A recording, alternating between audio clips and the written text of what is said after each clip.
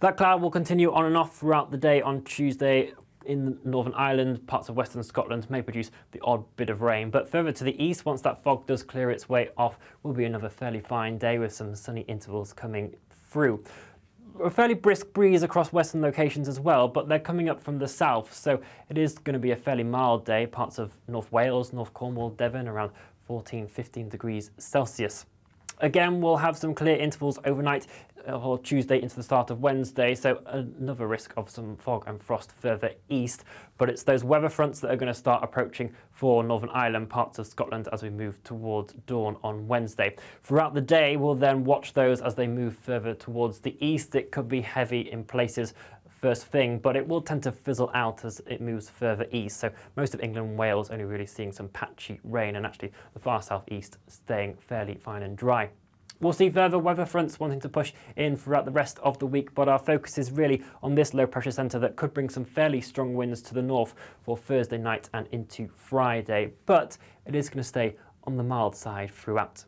See you later. Andrew Doyle. Join me at 7 o'clock every Sunday night for Free Speech Nation, the show where I tackle the week's biggest stories in politics and current affairs with the help of my two comedian panellists and a variety of special guests. Free Speech Nation, Sunday nights from 7 on GB News, the People's Channel, Britain's news channel.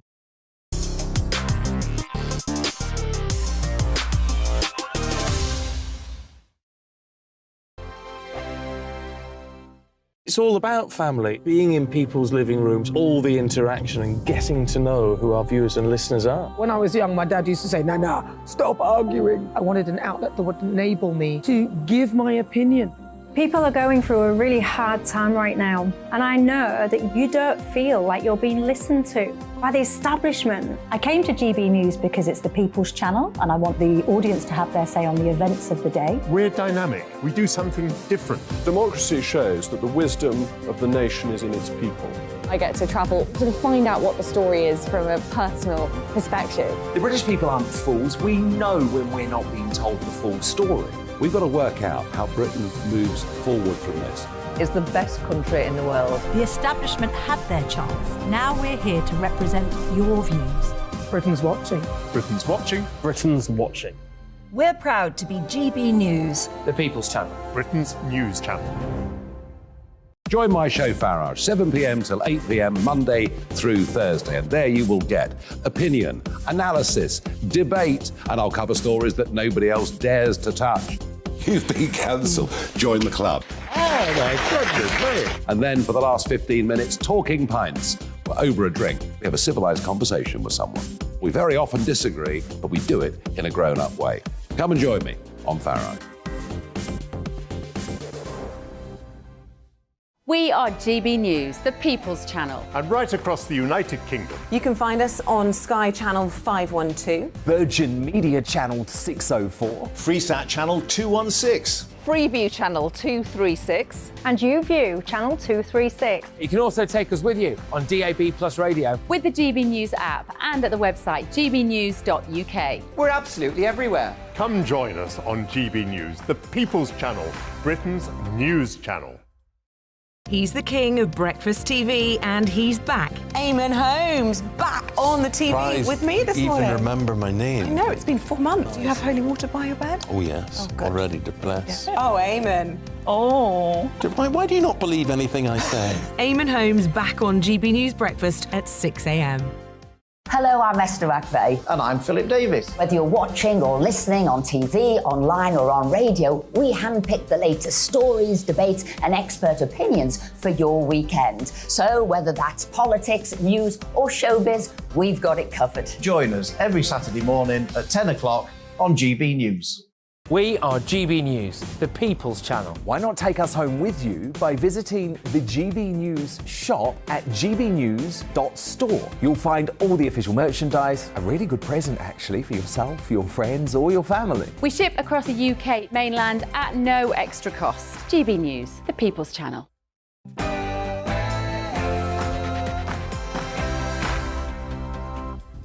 No spin, no bias, no censorship. I'm Dan Wootton tonight. The shady establishment plot to reverse Brexit is gaining momentum as arch Ramonas like these attend a secret cross-party summit.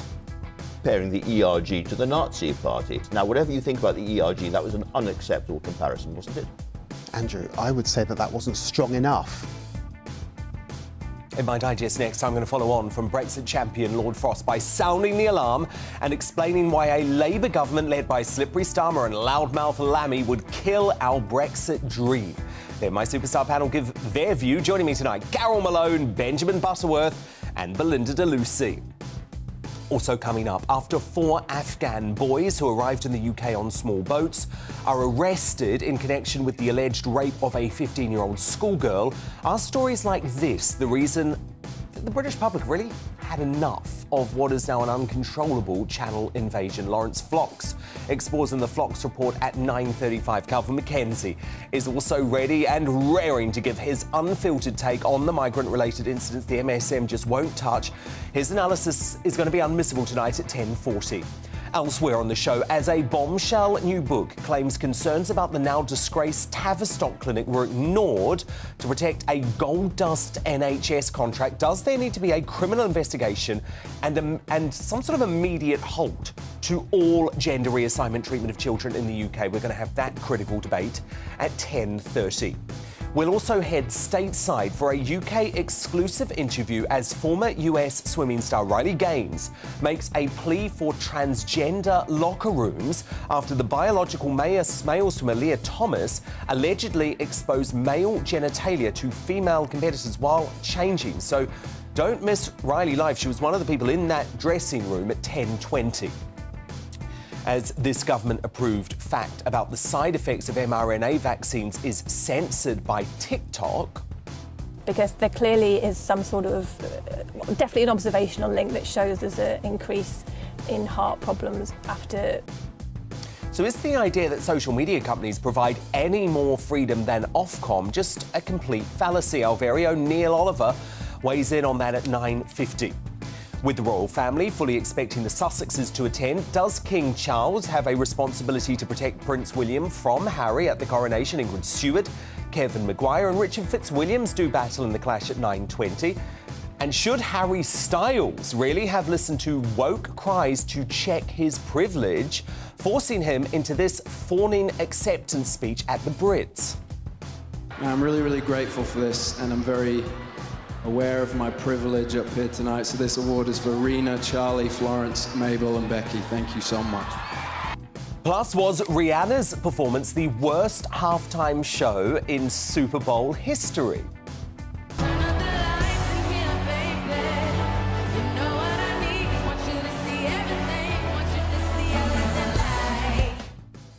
Donald Trump thinks so. I will tell you why when we get stuck into both of those viral stories in the media buzz after 10. We'll have a first look, as ever, at tomorrow's newspaper front pages, hot off the press, and a brand new Greatest Britain Union jackass on the way too. This is Dan Wootton tonight. Let's go.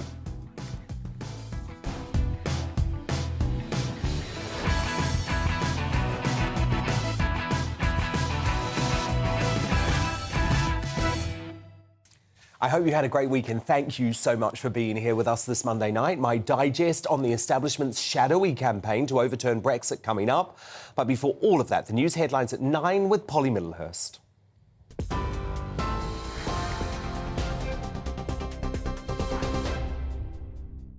Dan, thank you. Good evening to you. The top story on GB News tonight. Downing Street has refused to comment on spy balloons potentially being spotted over the UK.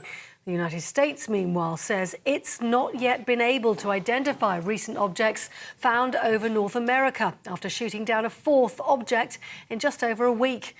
Rishi Sunak says the UK has the military capability to keep the nation's skies safe.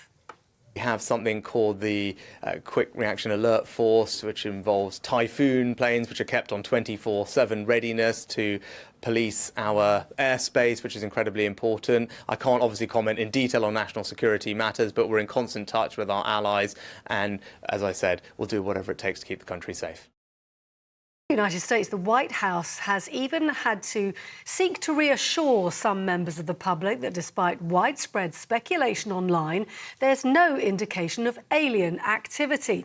Instead, it's determined China has a high-altitude balloon program to gather intelligence. assessed whether they were sending any communication signals. We detected none. We looked to see whether they were maneuvering or had any propulsion capabilities. We saw no signs of that. We did, however, assess that their altitudes were considerably lower than the Chinese high-altitude balloon and did pose a threat to civilian commercial air traffic. And while we have no specific reason to suspect that they were conducting surveillance of any kind, we couldn't rule that out.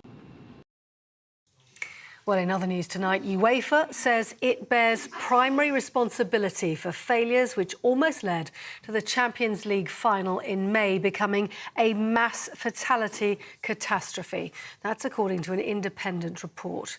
Thousands of Liverpool fans, including children, were penned in against fences outside Paris's Stade de France. Supporters were tear-gassed by police and entry to the game against Real Madrid was closed after the turnstiles at the Liverpool end of the stadium became blocked by thousands of people who purchased fake tickets. UEFA has apologised now and says it's committed to learning from those events. Now, rescuers in southern Turkey have today saved several children's lives, a full week after devastating earthquakes shook the region.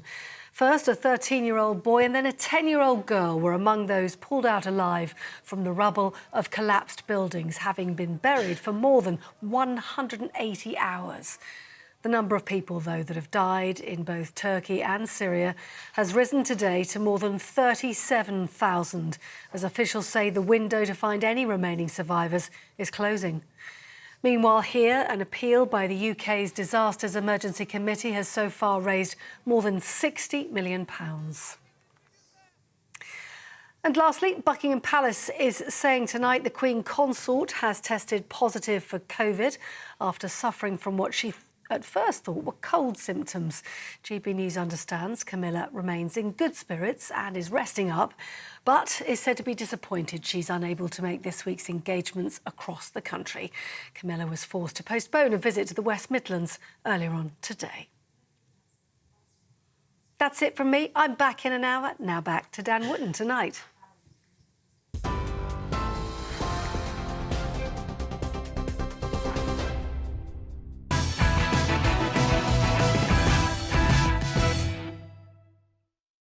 One of the reasons 52% of Brits voted for Brexit was because we were sick and tired of shadowy, secretive councils of the establishment deciding our future. So why the hell did the Levelling Up Secretary Michael Gove attend a secret meeting at Ditchley Park to discuss how can we make Brexit work better with our neighbours in Europe alongside arch Ramonas like Labour's Shadow Foreign Secretary David Lammy and former EU Commissioner Lord Mandelson, as well as Tory European Minister, ex-European Minister David Lidington and Theresa May's failed Brexit negotiator Ollie Robbins, not to mention other business chiefs, globalist business chiefs and former members of the Ramona blob. What's most disturbing to me about the whole affair is that the only reason the public even know anything about it is because the story was leaked to the pro-Remain newspaper The Observer.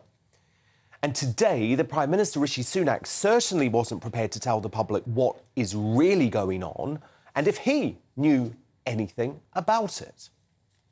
Brexit meeting that took place relatively recently, did you know about it? Do you sanction Michael Gove to go and talk to other MPs?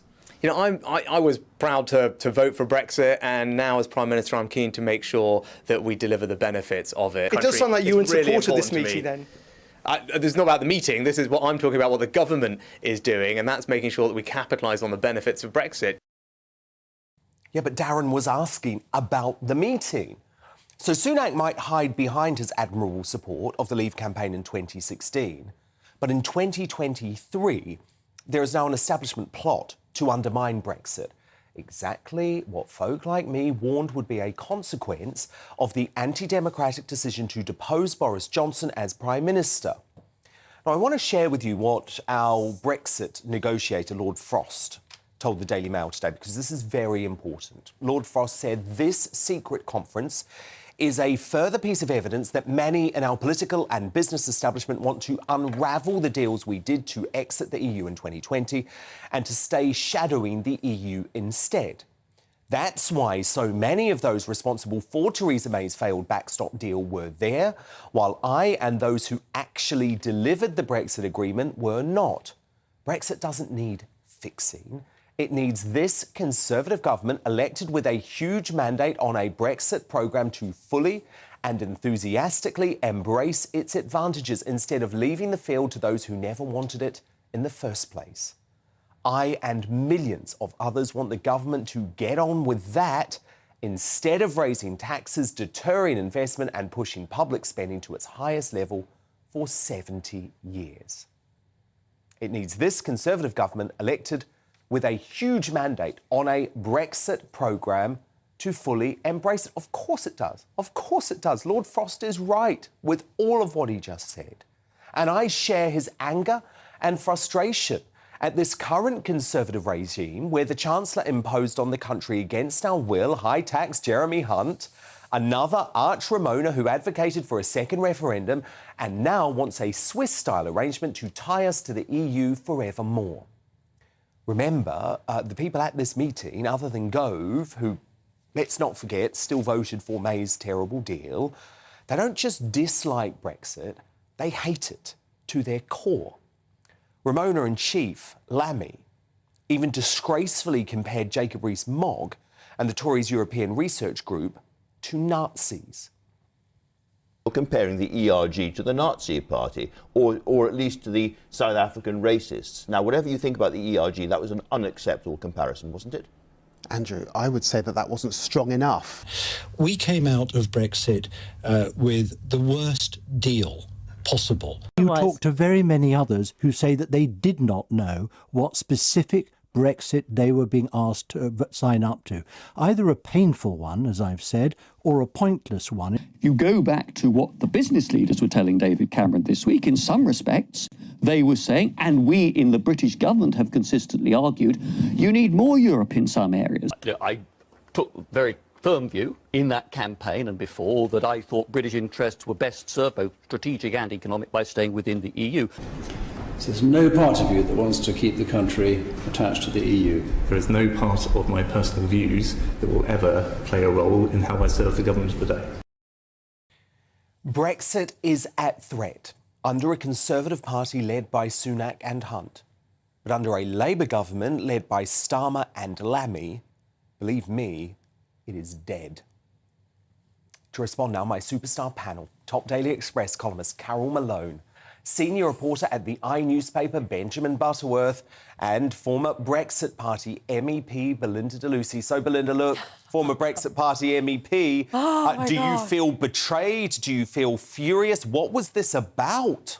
This has been happening since 2016. We've had the establishment revolting against Brexit since day one, since the morning they woke up and realised we voted to get out of the EU.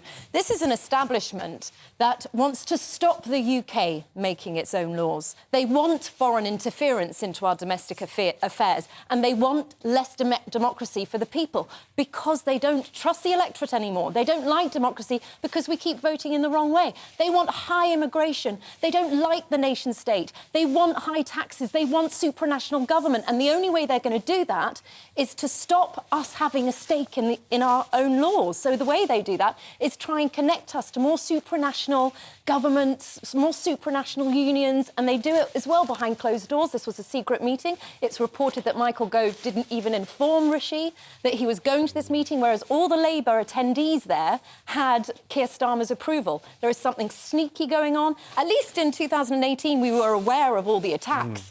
Now they're doing it sneakily, by stealth, behind closed doors. There is no other way of seeing it. The establishment don't want us to have a say. They want us connected to unaccountable, unelectable EU Commission. I mean, Peter Mandelson, a former EU Commissioner. You had Ollie Robbins. He literally negotiated for the EU against the UK. And Michael Gove voted for Theresa May's deal 3 times. This was a surrender treaty. This was another version of Remain, and Michael Gove championed it. These are not people who are interested in democracy or respecting the British electorate. They hate the electorate. And I'm actually quite shocked this is still going on 7 years after we voted. Well, indeed, because the shocking thing about this, Carol, is that all of those people there, they didn't post anything about this meeting on social media. Ditchley didn't post the event on its website, even though they do every other event that went on. So this was designed to be kept from the public. This was no innocent meeting. Yet again, it was a bunch of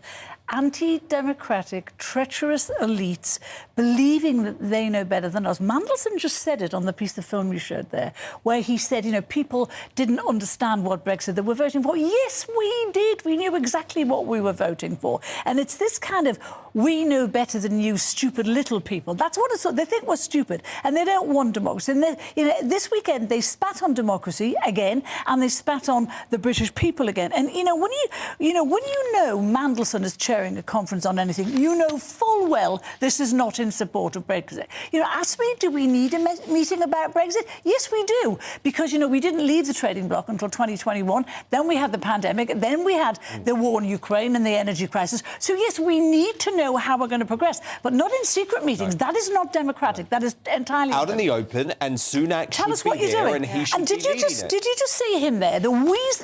Sunak makes me crosser every single week. We just have answer a question. We have a wishy-washy PM who should have said, "No, Michael Gove didn't tell me. I didn't know about it." And I don't support it. And I don't support it. Exactly. Not everything is a trick, Prime Minister. Darren was asking you a very straight question there. Just answer it. I didn't know. Gove shouldn't have gone. End of story. But he was like a rabbit caught in the car headlights. Yeah. He should be out there selling Brexit to the country now. And he's not doing it. Benjamin Butterworth, do you think that Lord Frost's concern that there is a secret plot to undermine Brexit are valid ones?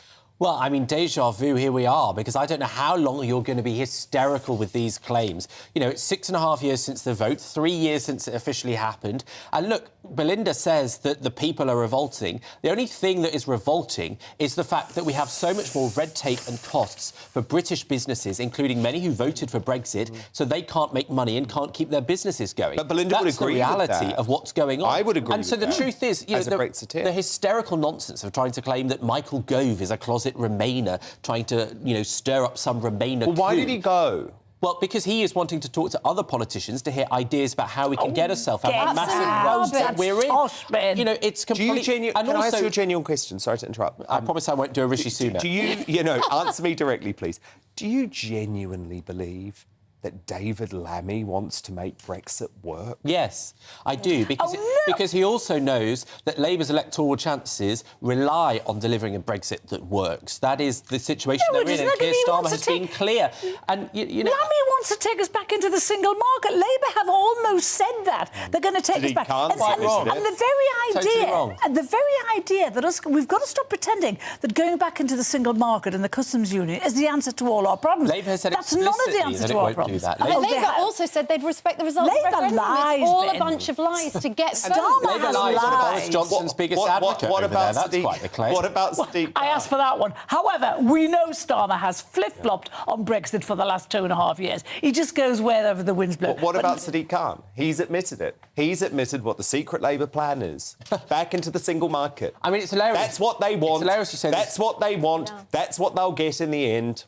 I mean, Sadiq Khan runs London, and London is overwhelmingly a Remain supporting city, so he's doing his job. But look, this idea of, it was a secret meeting between senior politicians. But it was. Of course, well, I'm sorry, what government meetings are public? It's just a nonsense. But why should we trust that it's an innocent meeting? We had Gordon Brown triggering the Electoral Commission to search Brexit Party offices. We had Anna Soubry and her Tigger changeling new party to try and overturn it. We had People's Vote. There have been attempts, serious attempts, to overturn our democratic right to self-determine our own laws for years. I mean, you sound more desperate every year. It's not desperate. Every year that you claim that. Belinda, why don't you take responsibility for the mistake we made? What? They're allowing our country to make our own laws. Why is that a mistake? What are you frightened of? Final word, Carol. What's wrong with our country is not Brexit. What's wrong with our country? We need public services reform, a new energy policy, and that's Lord Frost said. Biggest tax burden in 70 years. Can I have last word? Lord Frost, I wish Lord Frost would stop having a go. And he's brilliant at this job. He'd be the man to sell it to this country and make it work. Well, indeed, but Sunak's got to give him that job. You know, Lord Frost is there to serve, and I'm sure if Sunak wanted him to serve, he would. Now, Carol Malone, Benjamin Butterworth, Belinda Luce, my superstar panel, will be back shortly, but still to come after a schoolgirl was allegedly raped by 4 teenage Afghan small boat migrants. Will this turbocharge opposition to the arrival of the boats across the Channel? And is this why Brits have just simply had enough? Lawrence Fox explores that in the Fox Report at 9:35. But first, in the clash, does the King need to protect William from Harry's twisted plots if he attends the coronation as expected? Our royal experts Ingrid Stewart and Richard Fitzwilliams go up against the Daily Mirror's Kevin Maguire straight after the break. But I want to know what you think. Email me, dan@gbnews.uk. Vote in our poll at GB News. The results and the clash straight after the break.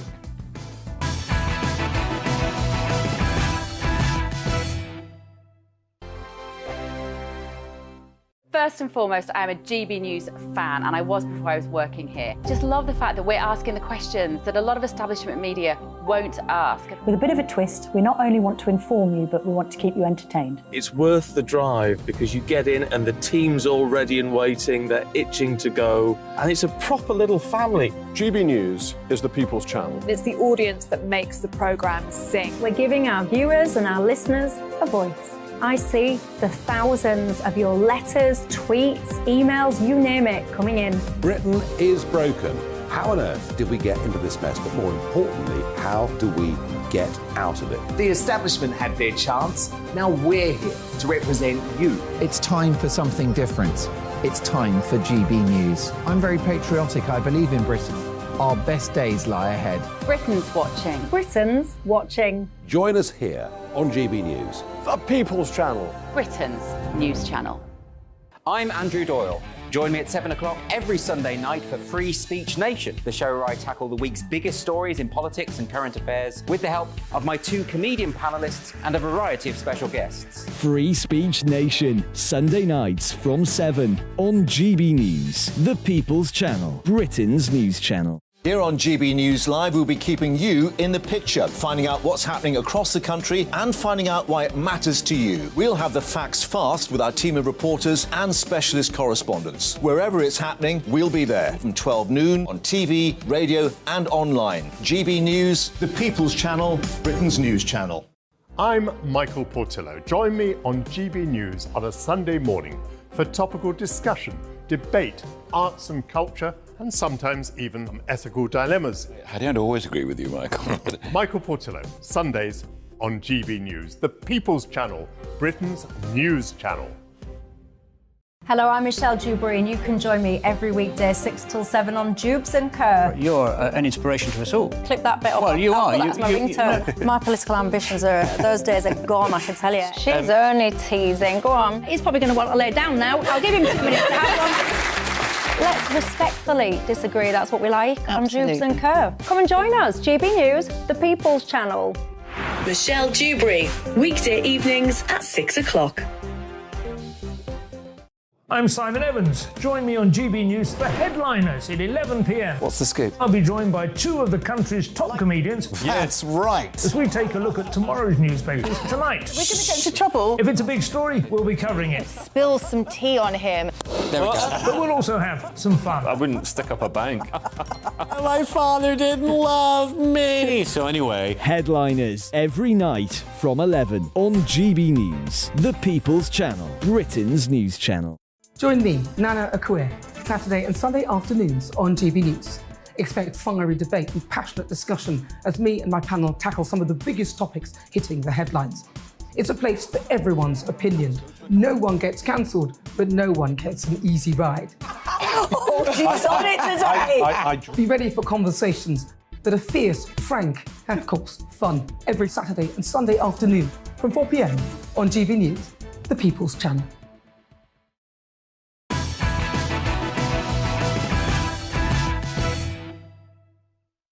It's time for The Clash. Now, from drug scandals to drunken fights with photographers, Prince Harry has always given William plenty of reasons to be angry with him. But I have to say, the catatonic rage, the heir to the throne, has felt since the publication of Harry's malicious memoir Spare, which was effectively a cruel character assassination of his older brother, is said to pale in comparison. And yet this is the tinderbox environment in which King Charles expects his warring sons to reunite in front of billions at his historic coronation, just 3 months away. So as I've written in a new column for the Mail Online tonight, if Charles is determined to have the Sussexes at the coronation, in my view an unwise decision that will overshadow the event, it's now up to the King to protect his eldest son by insulating him from any forced conversation, either in public or private. Charles's diplomatic but naive decision may not be a popular one with members of the royal family, after sources told the Mail on Sunday that everyone is on edge about the Sussexes' mooted attendance, with one declaring they should realise that there is only one subject that many members of the royal family will be willing to discuss, and that's the weather. But what do you think? Does King Charles have a responsibility to protect Prince William from Harry at the coronation? Let me know what you think by emailing dan@gbnews.uk or voting in our poll at GBNews on Twitter. But joining me to debate this now, Associate Editor of the Daily Mirror, a staunch Republican, Kevin Maguire, Editor-in-Chief of Majesty magazine, Ingrid Seward, and the royal commentator, Richard Fitzwilliams. So, Richard, do you agree with me here? If Charles is really foolish enough, and I mean that, foolish enough to want Harry and Meghan to be at the coronation, then he's actually going to have to provide some protection for William and Kate too, but especially William, who feels utterly livid with Harry's behaviour so far this year. Well, he might, but I see it in a slightly different way, because you see what I think is going to happen. I do think they're going to be invited. I'm not saying I am absolutely dying to see them there. That is a different matter. On the other hand, when they actually get there, as we saw very clearly with the Platinum Jubilee celebrations, they attended one event publicly, and that was the Thanksgiving service at St. Paul's. We know they were tripping the colour, but that was more or less it. They were controlled, and the Queen's funeral, well, the appearances were dignified. When they actually get there, if they get there, remembering it's Archie's birthday, of course, but I think because of their contract, certainly they'll want to appear.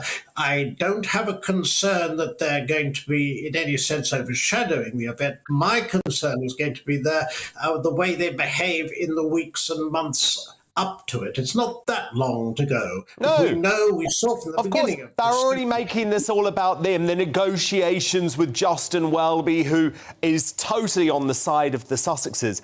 I mean, Ingrid Seward, I think we do have to be concerned about Harry and Meghan overshadowing the festivities of the coronation, the formal festivities. And William is worried that they might try some sort of publicity stunt while they're here. So isn't it actually Charles's responsibility to say, if you come, these are the rules, you have to behave, and you stay the hell away from William and Kate? Well, I think that if Charles had anything to do with the upbringing of his children, which he did, Harry would know perfectly well, without having to be told, that that is the deal. But Dan, I don't think that Harry is nearly as brave as everyone thinks he is. He's physically very brave, but he's not mentally brave. And I think he wouldn't even begin to know how to disrupt something as serious as a coronation ceremony when the whole world, or the world that wants to watch, is actually looking out. And I also don't think he's going to say anything disrespectful in the months leading up to the ceremony, because it doesn't benefit him. Okay, Harry's all about him. It will not benefit him any way at all to make a fuss or to behave badly. And I also think he, which I've said before, he needs the stardust of this royal event to fall on his shoulders to make his way in America easier. At the moment, he's not nearly as popular in America as he was before he published Spare, and nor is Meghan. And Harry needs to look good, and I think by behaving himself at the coronation, keeping quiet, a bit like he did at the Jubilee with Meghan, I think that will earn him some brownie points. Nothing else will. Kevin, do you think the King has a duty to protect William from Harry? Dan, short of streaking around the cathedral or nicking the crown just before it's put on his dad's head, I cannot see how he can overshadow a coronation. Really? Why does William really need protecting? He's 40. He's got to put on his big boy pants. He's got to look after himself now. He's got to answer some of the charges from his brother, whether it's physically assaulting him, ripping his necklace, whatever it is, because that dignified silence feels a bit at times like shame and guilt.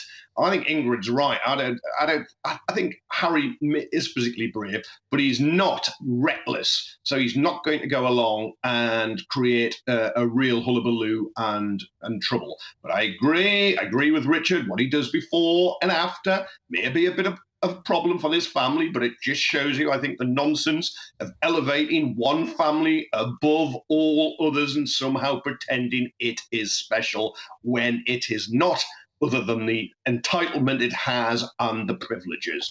So, well, of course, the vast majority of the British public still agree. And in fact, the support for the monarchy has gone up since Harry and Meghan's ridiculous antics.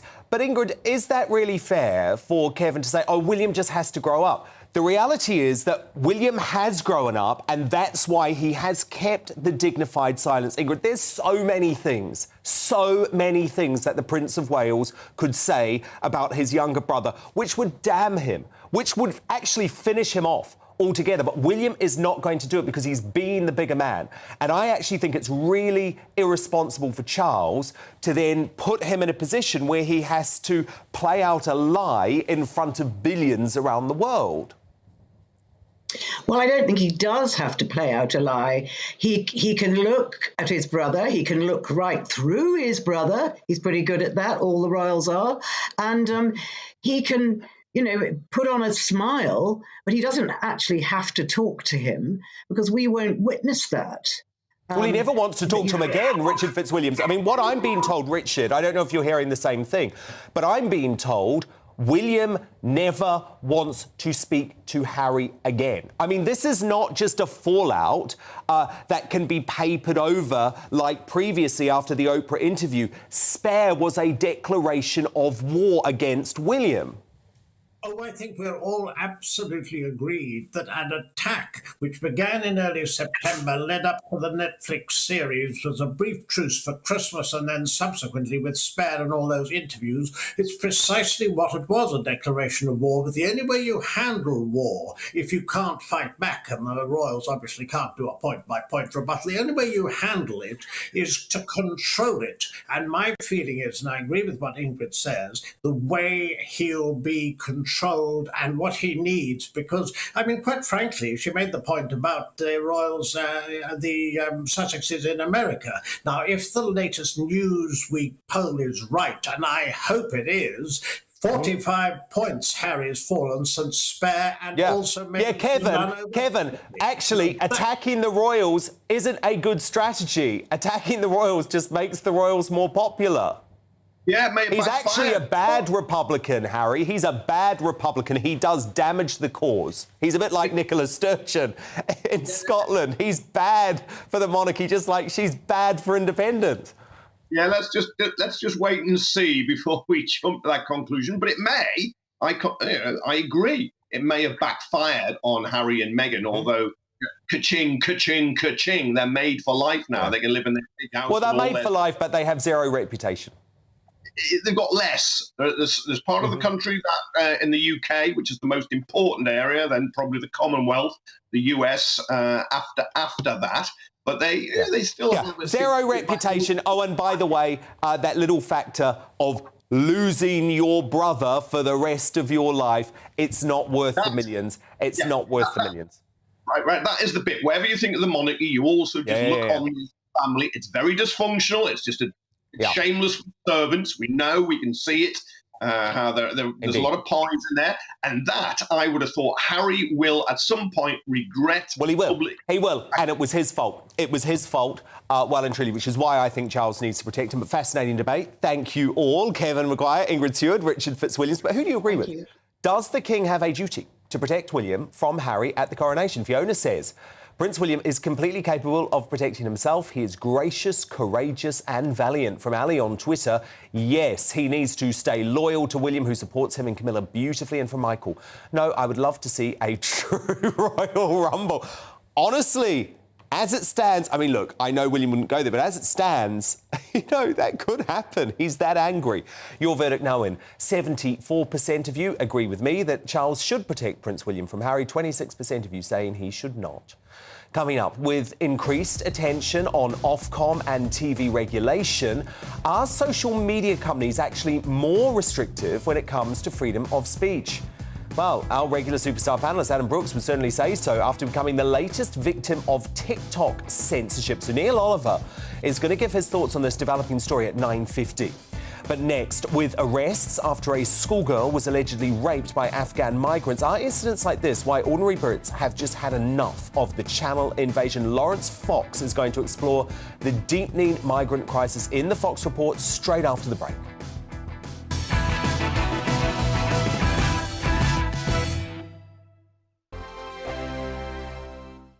It's all about family, being in people's living rooms, all the interaction and getting to know who our viewers and listeners are. When I was young, my dad used to say, Nana, stop arguing. I wanted an outlet that would enable me to give my opinion. People are going through a really hard time right now, and I know that you don't feel like you're being listened to by the establishment. I came to GB News because it's the People's Channel, and I want the audience to have their say on the events of the day. We're dynamic. We do something different. Democracy shows that the wisdom of the nation is in its people.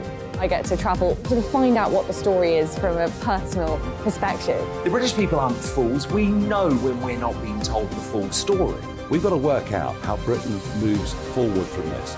It's the best country in the world. The establishment had their chance. Now we're here to represent your views. Britain's watching. Britain's watching. Britain's watching. We're proud to be GB News. The People's Channel. Britain's news channel.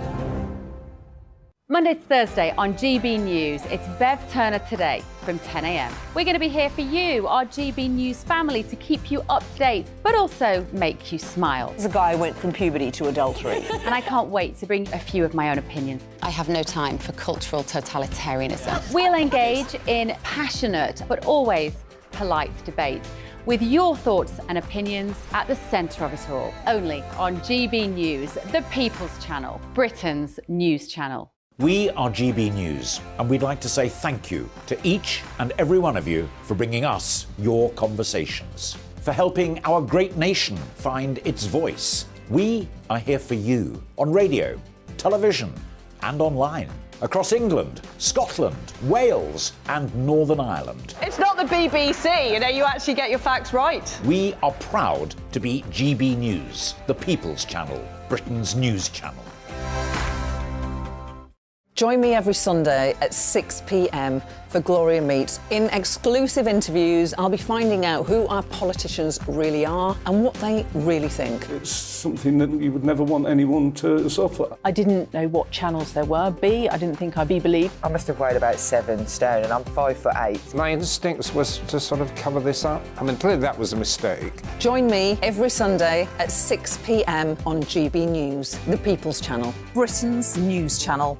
He's the king of breakfast TV, and he's back. Eamon Holmes, back on the TV with me this morning. You even remember my name. I know, it's been 4 months. Do you have holy water by your bed? Oh, yes. Oh, already to bless. Yeah. Oh, Eamon. Oh. Why do you not believe anything I say? Eamon Holmes back on GB News Breakfast at 6 a.m. Join me, Patrick Christie's Monday to Friday, 3 till 6. We tackle the day's news agenda like you've never seen before. It's high tempo, high octane, the most controversial topics, and the best guests. You will not be able to take your eyes and ears off it. I'm not afraid to ask the questions that you really want answered. 3 till 6 p.m, Monday to Friday on GB News, the People's Channel, Britain's news channel. Hi, Andrew Pierce here. Join me every Friday lunchtime for a proper no-nonsense debrief of the week's events. With special guests in the studio and the GB News team on the ground, I'll be getting you up to date with news, some intelligent discussion, and my own sharp take. The weekend starts here with me every Friday lunchtime on GB News, the People's Channel, Britain's news channel.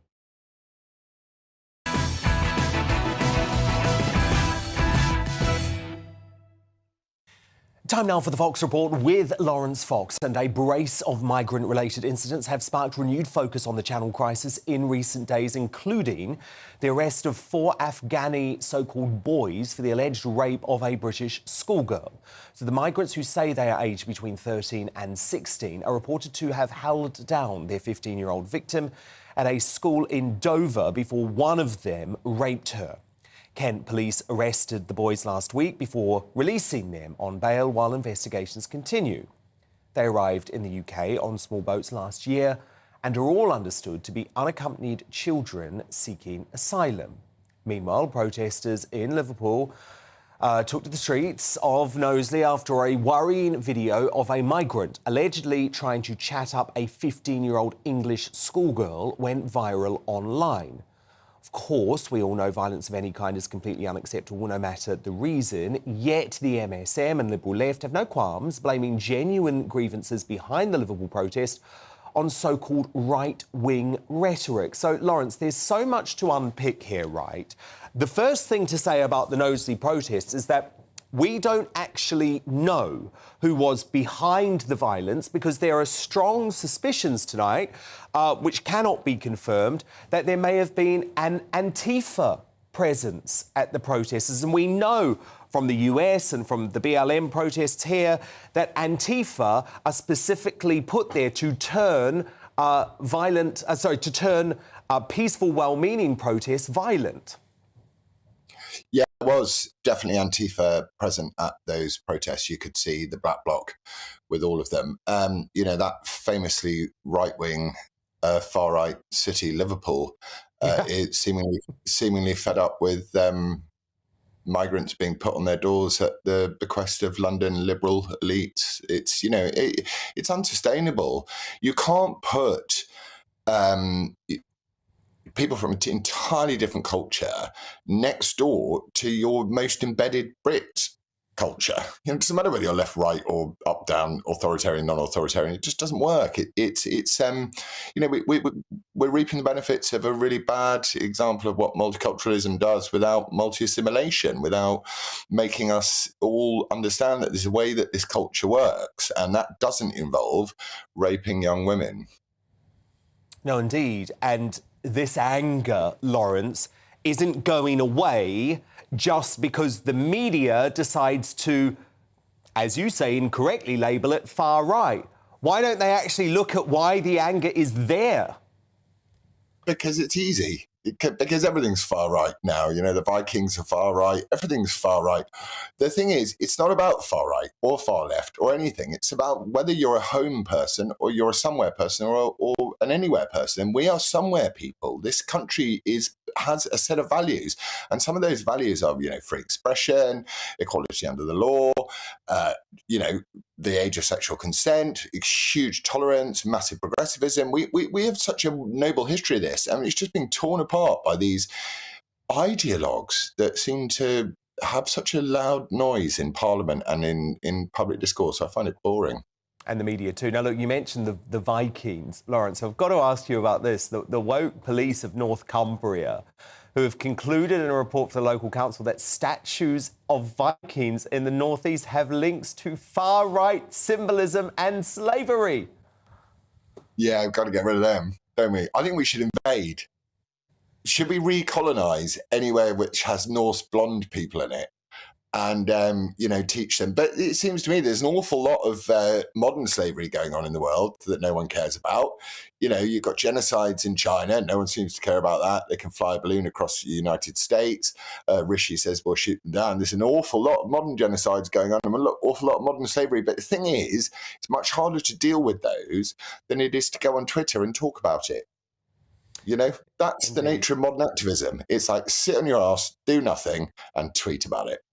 OK, but Lawrence, I do want to actually talk about something positive, right? Because we need something, some green shoots.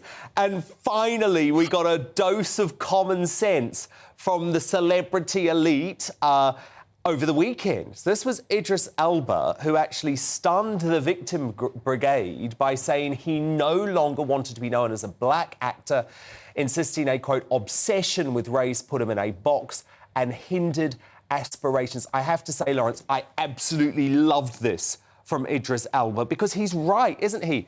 We are obsessed with race, and as a result, it undermines people like him who are just successful, not because they are black. I do wish I've met Idris a few times at a few parties, and I do wish he'd come out and said this before, specifically before I was cancelled from acting for saying that race has nothing to do with anything.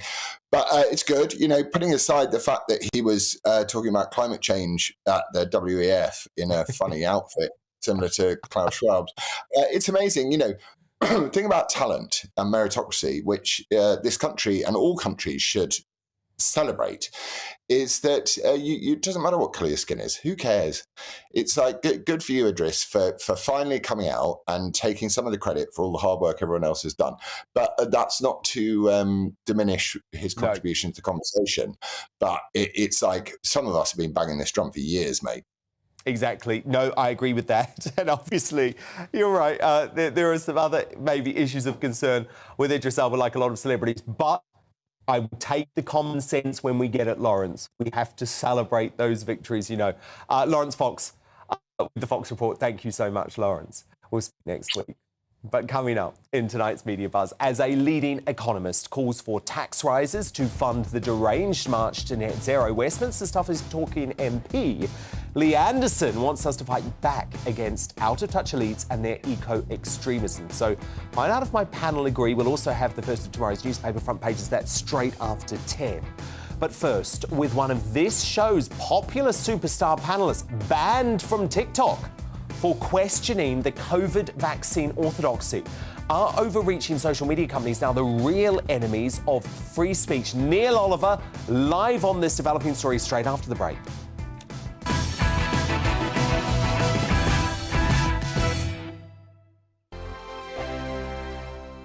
First and foremost, I am a GB News fan, and I was before I was working here. Just love the fact that we're asking the questions that a lot of establishment media won't ask. With a bit of a twist, we not only want to inform you, but we want to keep you entertained. It's worth the drive because you get in and the team's all ready and waiting, they're itching to go, and it's a proper little family. GB News is the People's Channel. It's the audience that makes the programme sing. We're giving our viewers and our listeners a voice. I see the thousands of your letters, tweets, emails, you name it, coming in. Britain is broken. How on earth did we get into this mess? But more importantly, how do we get out of it? The establishment had their chance. Now we're here to represent you. It's time for something different. It's time for GB News. I'm very patriotic. I believe in Britain. Our best days lie ahead. Britain's watching. Britain's watching. Join us here on GB News. The People's Channel. Britain's news channel. Hi, Andrew Pierce here. Join me every Friday lunchtime for a proper no-nonsense debrief of the week's events. With special guests in the studio and the GB News team on the ground, I'll be getting you up to date with news, some intelligent discussion, and my own sharp take. The weekend starts here with me every Friday lunchtime on GB News, the People's Channel, Britain's news channel. I'm Michael Portillo. Join me on GB News on a Sunday morning for topical discussion, debate, arts and culture, and sometimes even ethical dilemmas. I don't always agree with you, Michael. Michael Portillo, Sundays on GB News, the People's Channel, Britain's news channel. I'm Andrew Doyle. Join me at 7 o'clock every Sunday night for Free Speech Nation, the show where I tackle the week's biggest stories in politics and current affairs with the help of my two comedian panellists and a variety of special guests. Free Speech Nation, Sunday nights from 7 on GB News, the People's Channel, Britain's news channel. Here on GB News Live, we'll be keeping you in the picture, finding out what's happening across the country and finding out why it matters to you. We'll have the facts fast with our team of reporters and specialist correspondents. Wherever it's happening, we'll be there from 12 noon on TV, radio and online. GB News, the People's Channel, Britain's news channel.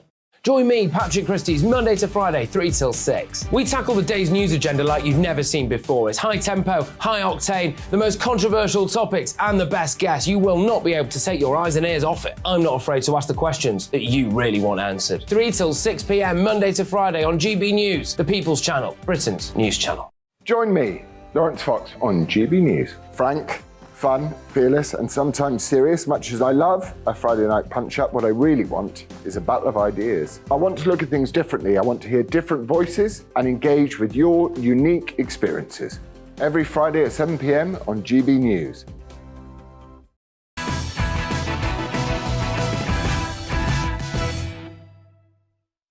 Neil Oliver is tonight's outsider.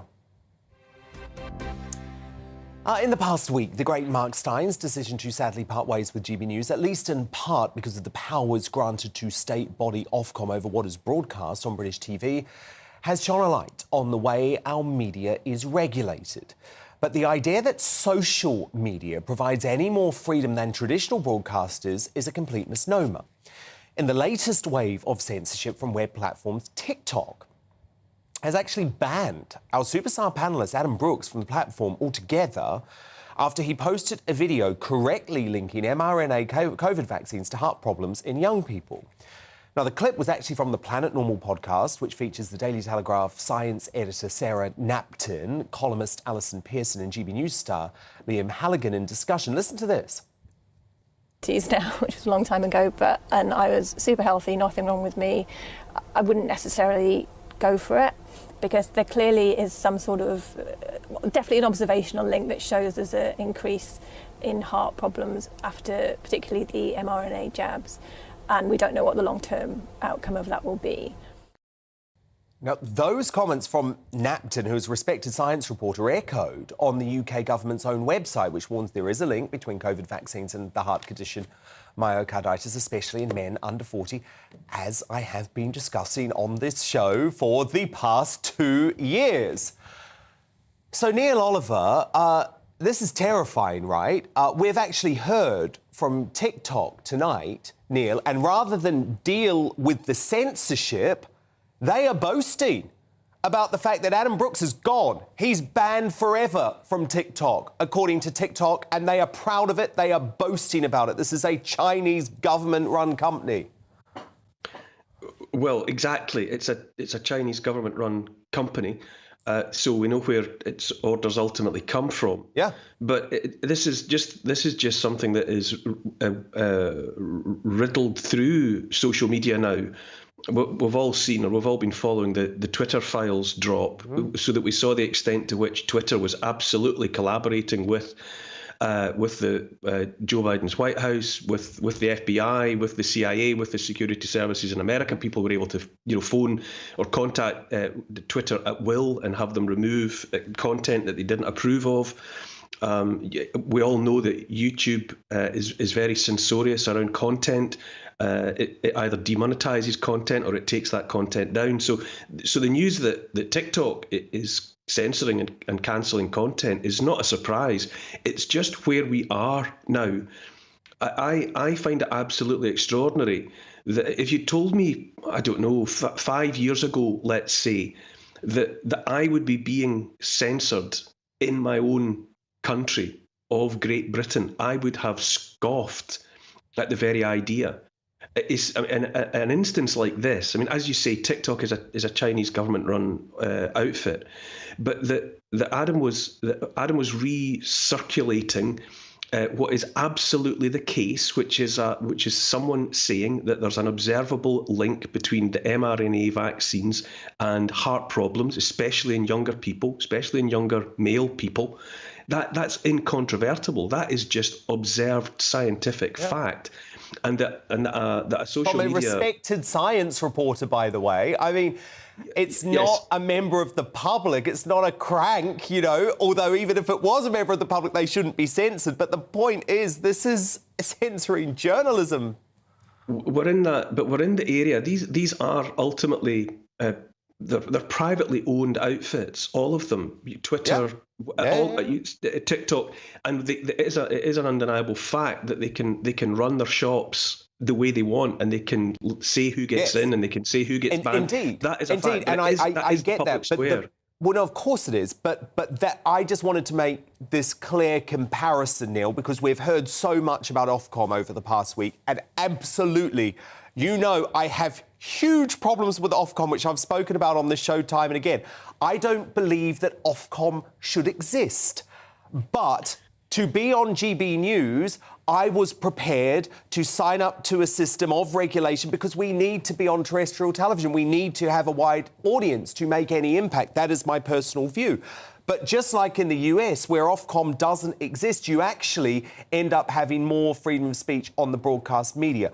But I just want to make the point that these folk who think, oh, we can go to social media and we can watch everyone on YouTube and that's some sort of holy grail of freedom. No, it's not. They are far, far more censored as outlets. Yeah, anyone that's if their content is out there, whether it's wherever it is, if it's sitting on YouTube, if it's on TikTok, if it's on Twitter, wherever it is, it's subject to somebody's idea of censorship. That's just a fact. Everyone's content is being watched by the controllers of those channels. And as you say, I don't think Ofcom should exist either. And I certainly don't think that we should have to live under a regime by Ofcom, which is a stacked deck. If you're trotting out the government orthodoxy, then you don't have to provide the counter narrative. You don't have to bring on people to question, for example, in this context, the safety and efficacy of vaccines. However, on GB News, if we question the safety and efficacy of vaccines, we automatically have to bring on someone to trot out the government narrative that says, no, they're 100% safe, they're 100% effective, and they've saved millions of lives. That old sort of laminate car rhetoric that's constantly got to be recirculated. It's not a one-way, it's a one-way street. Ofcom runs a one-way street. It's not a two-way street, and that is the problem.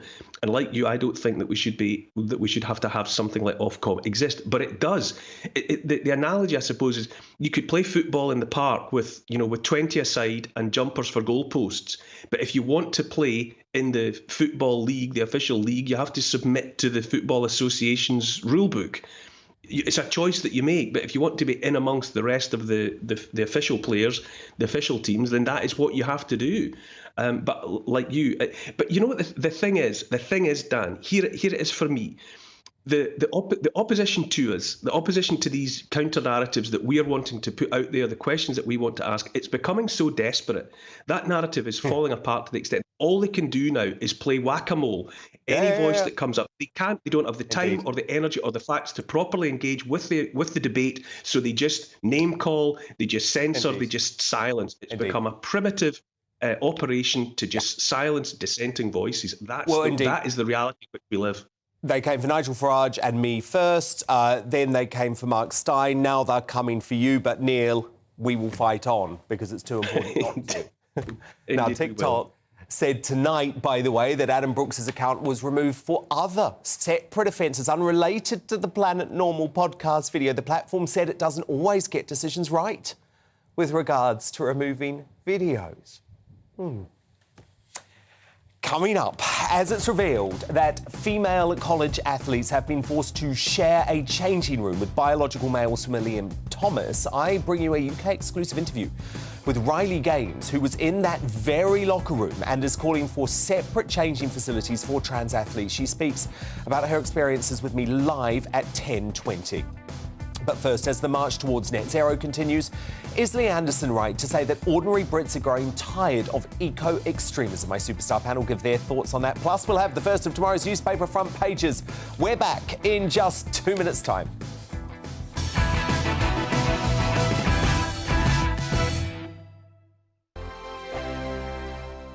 Here on GB News Live, we'll be keeping you in the picture, finding out what's happening across the country and finding out why it matters to you. We'll have the facts fast with our team of reporters and specialist correspondents. Wherever it's happening, we'll be there from 12 noon on TV, radio and online. GB News, the People's Channel, Britain's news channel. I'm Andrew Doyle. Join me at 7 o'clock every Sunday night for Free Speech Nation, the show where I tackle the week's biggest stories in politics and current affairs with the help of my two comedian panellists and a variety of special guests. Free Speech Nation, Sunday nights from 7 on GB News, the People's Channel, Britain's news channel. I'm Michael Portillo. Join me on GB News on a Sunday morning for topical discussion, debate, arts and culture, and sometimes even ethical dilemmas. I don't always agree with you, Michael. Michael Portillo, Sundays on GB News, the People's Channel, Britain's news channel. Join me, Nana Akue, Saturday and Sunday afternoons on GB News. Expect fiery debate and passionate discussion as me and my panel tackle some of the biggest topics hitting the headlines. It's a place for everyone's opinion. No one gets cancelled, but no one gets an easy ride. Oh, she's on it today! Be ready for conversations that are fierce, frank, and of course, fun. Every Saturday and Sunday afternoon from 4 p.m. on GB News, the People's Channel. We are GB News, and we'd like to say thank you to each and every one of you for bringing us your conversations, for helping our great nation find its voice. We are here for you on radio, television, and online, across England, Scotland, Wales, and Northern Ireland. It's not the BBC, you actually get your facts right. We are proud to be GB News, the People's Channel, Britain's news channel.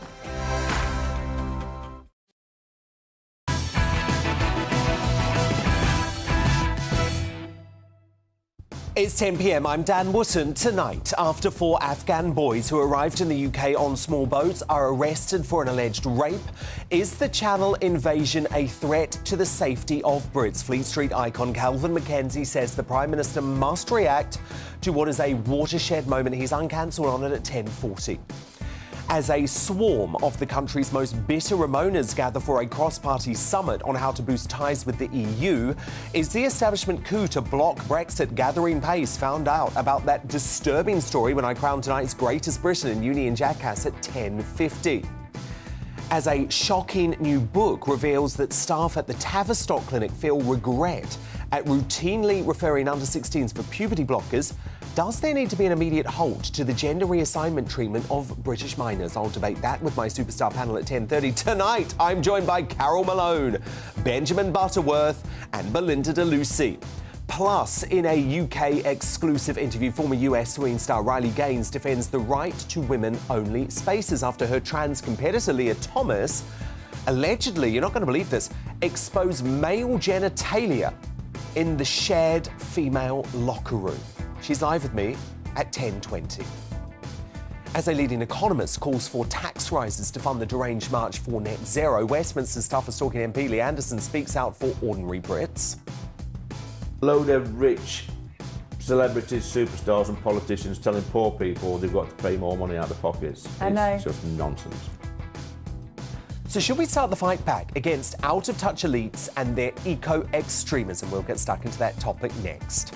Also, after falling out with the woke mob for showing his so-called white privilege, Harry Styles was out to make amends at the Brit Awards. I'm really, really grateful for this, and I'm very aware of my privilege up here tonight. So this award is for Rena, Charlie, Florence, Mabel, and Becky. Thank you so much. And was Rihanna's performance the worst halftime show in Super Bowl history?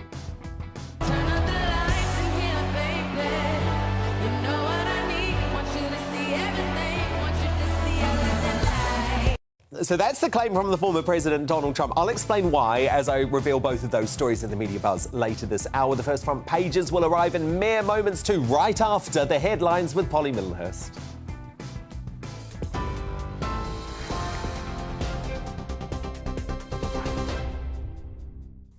Dan, thank you, and good evening to you. Our top story tonight on GB News. Downing Street has refused to comment on spy balloons potentially being spotted over the UK. The United States says it's not yet been able to identify recent objects found in North American airspace after shooting down a fourth object in just over a week. But Rishi Sunak says the UK has the military capability to keep the nation's skies safe. We have something called the Quick Reaction Alert Force, which involves Typhoon planes, which are kept on 24/7 readiness to police our airspace, which is incredibly important. I can't obviously comment in detail on national security matters, but we're in constant touch with our allies. And as I said, we'll do whatever it takes to keep the country safe. And the White House has even sought to reassure some members of the public that despite widespread speculation online, there's no indication of alien activity. Instead, they've said they've worked out China has a high-altitude balloon program to gather intelligence. We assessed whether they were sending any communication signals. We detected none. We looked to see whether they were maneuvering or had any propulsion capabilities. We saw no signs of that. We did, however, assess that their altitudes were considerably lower than the Chinese high-altitude balloon and did pose a threat to civilian commercial air traffic. And while we have no specific reason to suspect that they were conducting surveillance of any kind, we couldn't rule that out.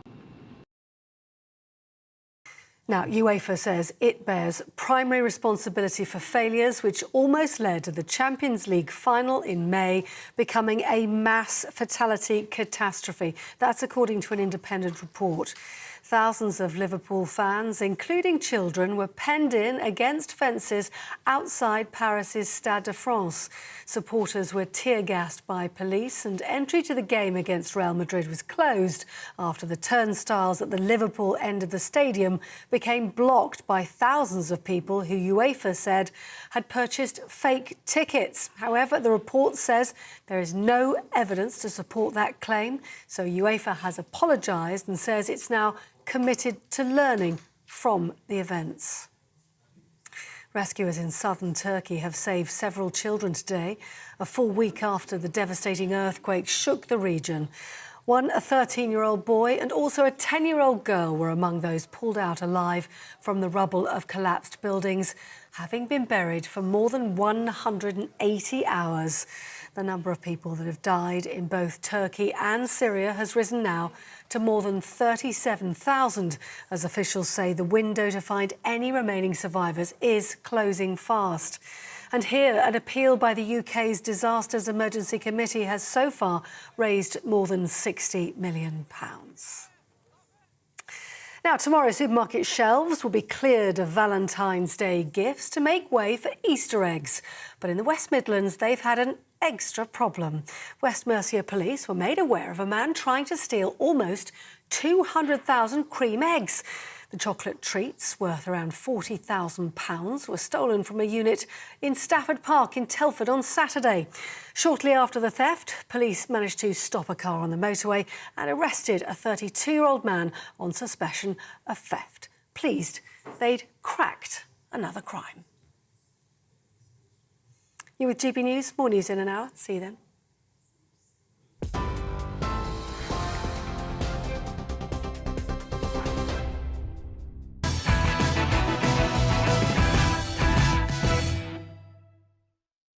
Tomorrow's news tonight now in our Media Buzz.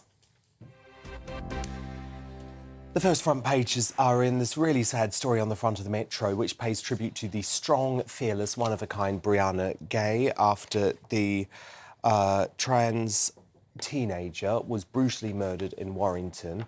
Investigating officers say there is no evidence that the tragedy was a hate crime. The Eye leads on the news that Conservative MPs are pressing Jeremy Hunt to increase defence spending or risk failing to deter Putin.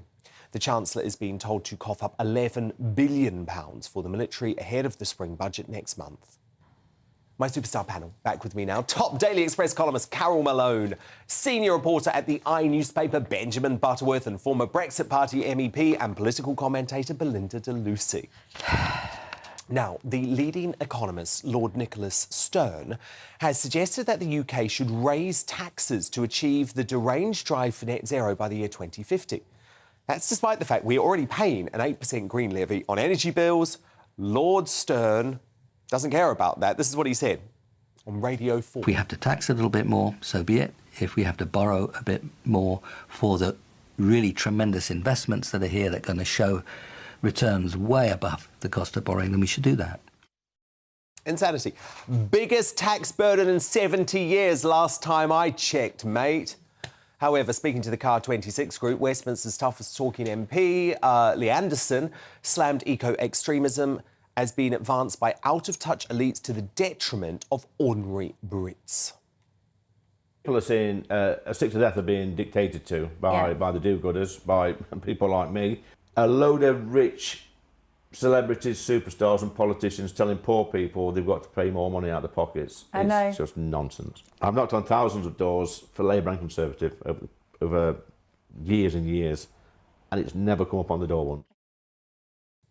So that's Lee Anderson, of course, now the deputy chairman of the Conservative Party. And Carol Malone, I think this will cause shockwaves through the wet parts of the Tory party who think we cannot question net zero, we cannot question it. But Lee is right, isn't he? He's completely right. And, you know, if we've questioned it in the past, it's because that you don't care about the planet, you don't want to save the planet. But Lee Anderson is absolutely right. I think he's going to be the Tory secret weapon, actually, because he's talking a language that most working class people Benjamin understand. just scoffed. Well, he can scoff, but, you know, but when you have people like when you have Lord Nicholas Stern, who's as rich as I know he said a bad word there. I know he said as rich as something.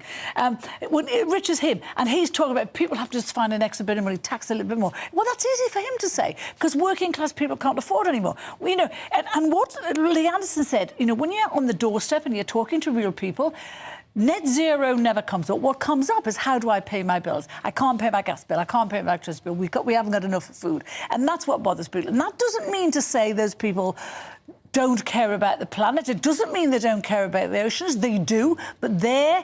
And the other thing I think which hacks people off, he touched on it there, Lee, he said, you know, when you see celebrities flying around in planes, they're doing the total opposite of what they're telling us to do. And by the way, I think net zero will probably start coming up on the doorstep, Carol, when people think they're not going to be able to drive their cars anymore, or they're not going to be taking so many flights on holiday. But, you know, working class people can't afford electric cars at 50 grand. They can't afford 14,000 quid for a boiler, for an eco boiler. Of course not. So it's only people like Lord Stern and the elites who can afford that. So Benjamin, you didn't just roll your eyes there. You actually snorted. He needs to be careful because he's not that far away from me. Yeah, snorted with derision at Lee Anderson. And do you know what? I'm actually glad that you did because I spoke about this on the show last week. I saw.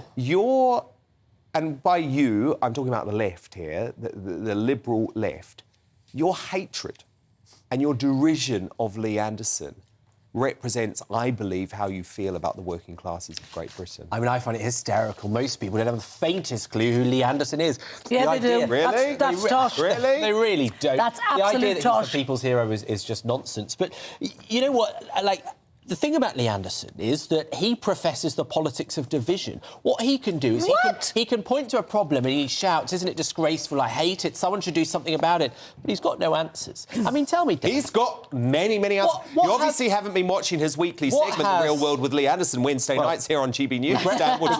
Because he comes up with solutions every week. Unfortunately, it's that Rishi Sunak hasn't had the balls to implement many of the solutions. For example, leaving the ECHR to stop the boats. There's one of the solutions right there. I mean, in the deranged mark to net zero, there's another solution right there. I'm not saying I'm single, but I regret to admit I have been watching those segments every Wednesday. But look, you know, I would say to you, first of all, you sit here on this channel screaming every week, why won't they listen to Boris's manifesto? Well, Boris Johnson's manifesto said net zero by 2050. But that wasn't Why put won't there you by listen the to it, people. Dan? That wasn't the people didn't petition or push for the Conservative Party to put that in. No, answer that. that. Well, I'll answer the question. I think net zero was slipped in as some sort of little backdoor. So you think the don't vote... worry, Yeah. you don't need to know about this now. You don't need to know about this. By the way, it's actually Theresa May pledge, and I think it will go down in history as a very bad one.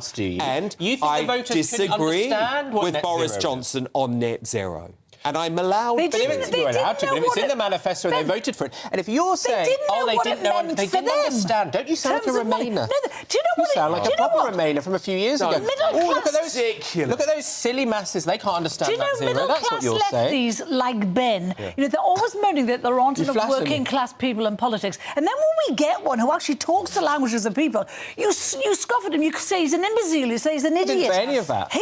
I'm you know who said the other week? James O'Brien said he was stupid and ignorant. People are calling an imbecile, they're calling him a Rottweiler.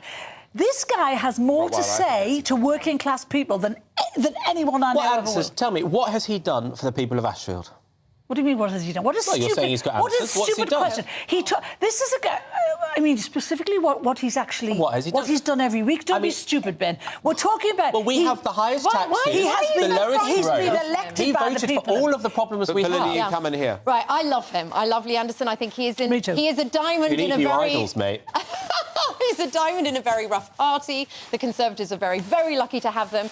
him. Net zero doesn't even make sense, right? It doesn't even. It costs billions and billions of pounds. It's pointless, as Constantine Christen said at the Oxford Union speech, went viral. He said, if the UK sank You didn't go tomorrow, viral, did you, mate? it would make no difference to climate change. Net zero won't make a goddamn difference to climate change. It's pointless, a waste of money, and beats the poor. For a middle-class hobby where the left get to be morally righteous, beating the poor again, saying, this is my hobby, do this, do that, and do your cars. Yeah. It's obscene. Oh, yeah. But we're not going to change how we live. No, we're not going to stop taking the private jets to our little private island with Richard Branson. We were going to have dinner of beef carpaccio. They're not going to change one thing. And that's the point that Leanna makes. But look, I want to move on because one of the world's greatest sporting events, the Super Bowl, took place last night. And while the Kansas City Chiefs got the better of the Philadelphia Eagles, there was a feisty scrimmage off the field that has the world talking. It started with Rihanna's 13-minute performance in the game's trademark famous halftime show. Look.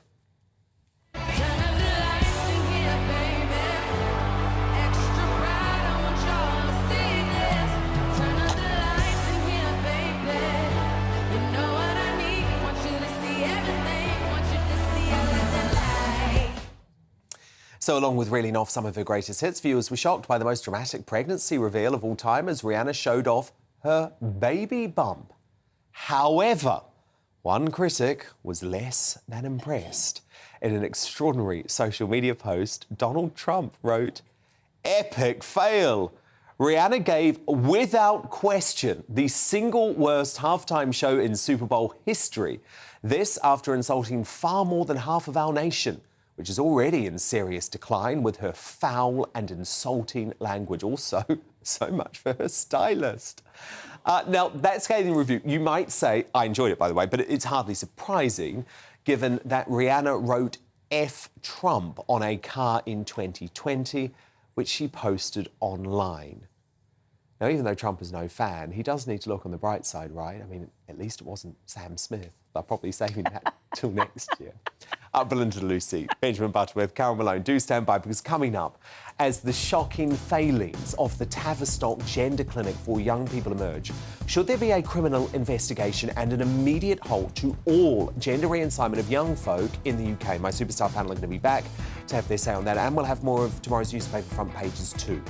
But first, with ex-US swimming star Riley Gaines calling for separate locker rooms for transgender athletes after she was forced to change with biological males from Aaliyah Thomas, we bring you a UK exclusive interview on gender lunacy happening in sport all around the world. Riley Gaines is going to explain all live. She's with me straight after the break.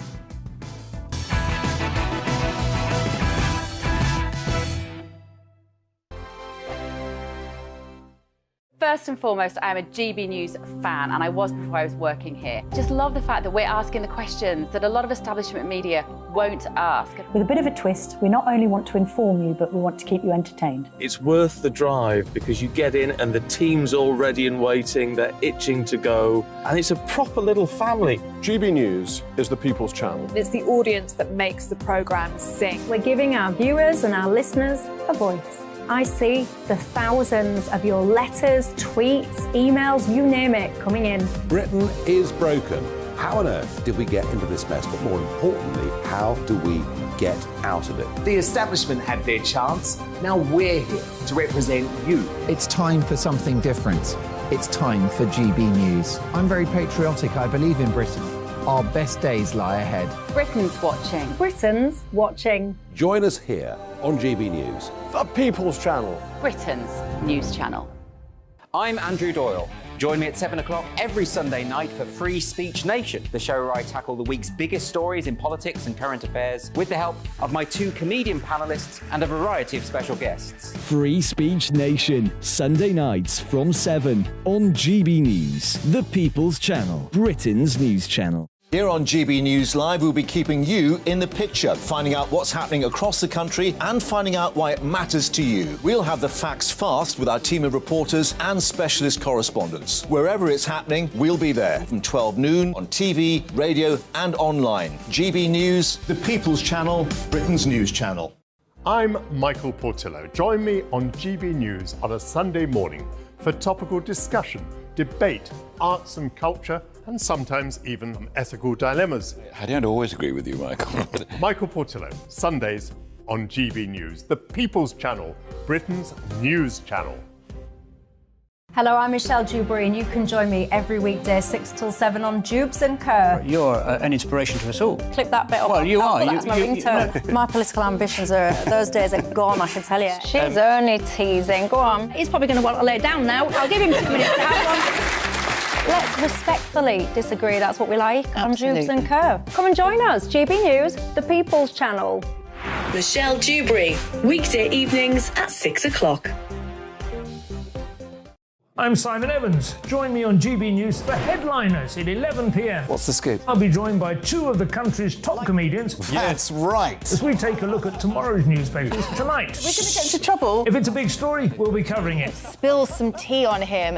There we go. But we'll also have some fun. I wouldn't stick up a bank. My father didn't love me. So anyway. Headliners every night from 11 on GB News, the People's Channel, Britain's news channel. Join me, Nana Akue, Saturday and Sunday afternoons on GB News. Expect fiery debate and passionate discussion as me and my panel tackle some of the biggest topics hitting the headlines. It's a place for everyone's opinion. No one gets cancelled, but no one gets an easy ride. Oh, she's on it today! Be ready for conversations that are fierce, frank, and of course, fun. Every Saturday and Sunday afternoon from 4 p.m. on GB News, the People's Channel.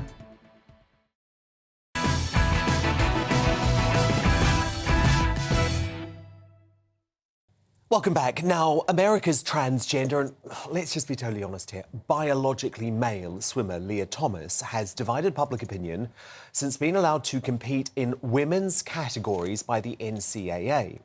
But the latest twist to this very modern story has sent shockwaves around the sporting world. Former 12-time All-American champion swimming star Riley Gaines has revealed the organisation insisted that Leah Thomas share a changing room with unsuspecting female athletes last year.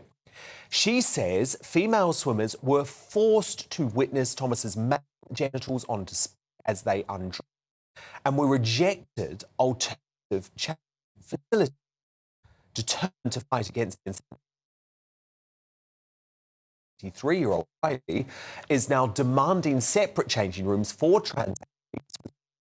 At last week's State of the Union address, as an important in the new for women's rights. And I'm honoured to say Riley joins me for a UK exclusive interview tonight. Riley, it's a pleasure to have you here.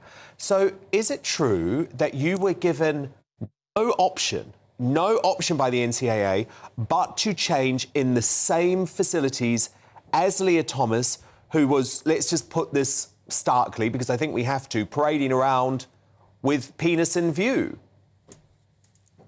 That is true. We knew, of course, we would be competing against Thomas. The NCAA came out about 3 weeks before our competition and let us know that. But we had no idea that we would be forced to share a changing space with Thomas. The NCAA did not ask for our consent, and we did not give our consent for this arrangement. We had yesterday, and she made it. I've got to tell her to stop putting this stuff on. Needs to be arranged. I'm sorry, I had a different audio cut in. Sorry, what did you do in terms of asking for alternative facilities to be arranged? Well, actually, when I asked the NCAA about this setup, they told me that to get around this, they had to make the locker rooms unisex. So what this means is that any male could have walked into our locker room, regardless of if it was someone identifying as a woman or not. And when you're changing into those bathing suits, you're fully exposed, and they were putting us female athletes at risk for any male to walk in the locker room, not just Leah Thomas, who was in fact fully intact with male genitalia, sharing that changing space. It just felt like an organization that was supposed to be protecting us was quite honestly doing the exact opposite of that. Well, indeed. And I mean, look, it's so shocking because, of course, there is the competitive issue, first of all, before you even get to the changing facilities. Because, am I right in saying, Riley, you actually had to compete against Leah Thomas, who biologically, you knew biologically was a male? Yes, and let's be totally honest here. The facts were right in front of us. Not even the year before, Thomas was ranked 462nd at best in the men's category, to just 1 year later transfer over to the women's side and win a national title, becoming the fastest female in the country, beating out American record holders and Olympians and the fastest American females of all time. Obviously, the biological differences are there, and anyone who chooses to ignore that is choosing to ignore science and logic and reason and, quite frankly, common sense. Can I just ask, Riley, because you obviously were in close proximity to Leah Thomas, did you ever actually have a conversation with Leah and just say, look, what's going on here? This feels unfair.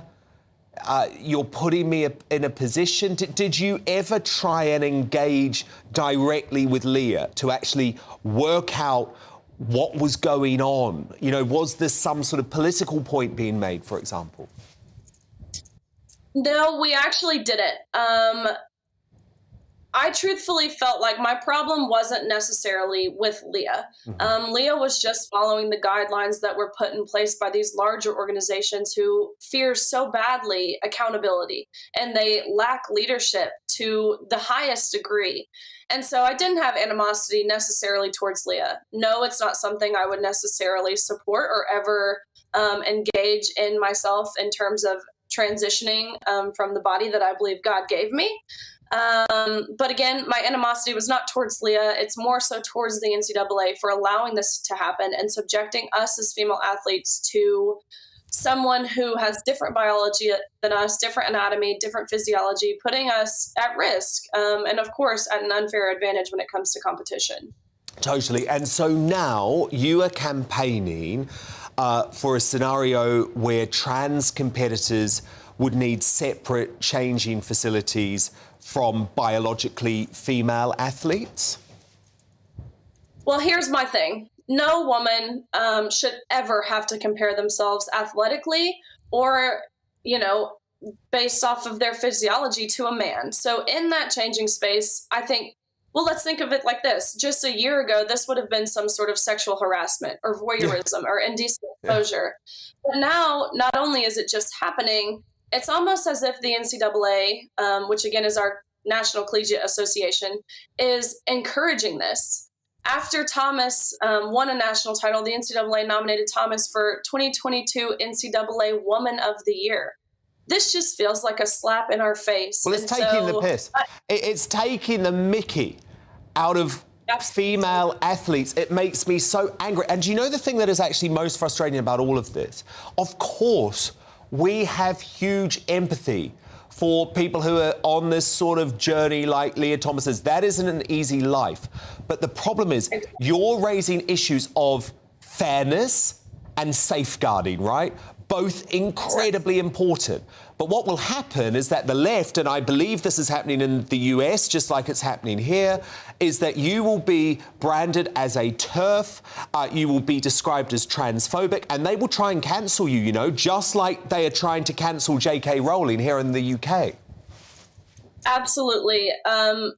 They call you a transphobe, a bigot, hateful. But it doesn't make you any of those things to acknowledge that there are two sexes, that you cannot change your sex, and that women deserve fairness, privacy, and equal opportunities. Actually, the UK has done a pretty phenomenal job handling this issue, especially with Amelia Strickler speaking out, which then caused an influx of professional athletes to speak out, both male and female. And so I just applaud Amelia for her courage, which it's crazy to say that it takes courage to stand up to this madness. But you guys are handling this fantastically, and I only hope the US can follow in your footsteps. Well, look, it's a really important conversation. Thank you for all of the work that you're doing, and we will keep in touch about it. That is the US swimming star Riley Gaines, who was, of course, competing against the trans swimmer Leah Thomas. Now, coming up in Uncancelled, with 4 teenage asylum seekers arrested for the alleged rape of a schoolgirl, do we need to take a tougher approach to those claiming asylum? Fleet Street kingpin and former editor of The Sun, Calvin McKenzie, has his say at 10:40. But next in the media buzz, as details of the horrifying conspiracy surrounding the Tavistock gender clinic are revealed, do British youngsters need protecting from the clinic and those just like it? My superstar panel are going to thrash this one out straight after the break.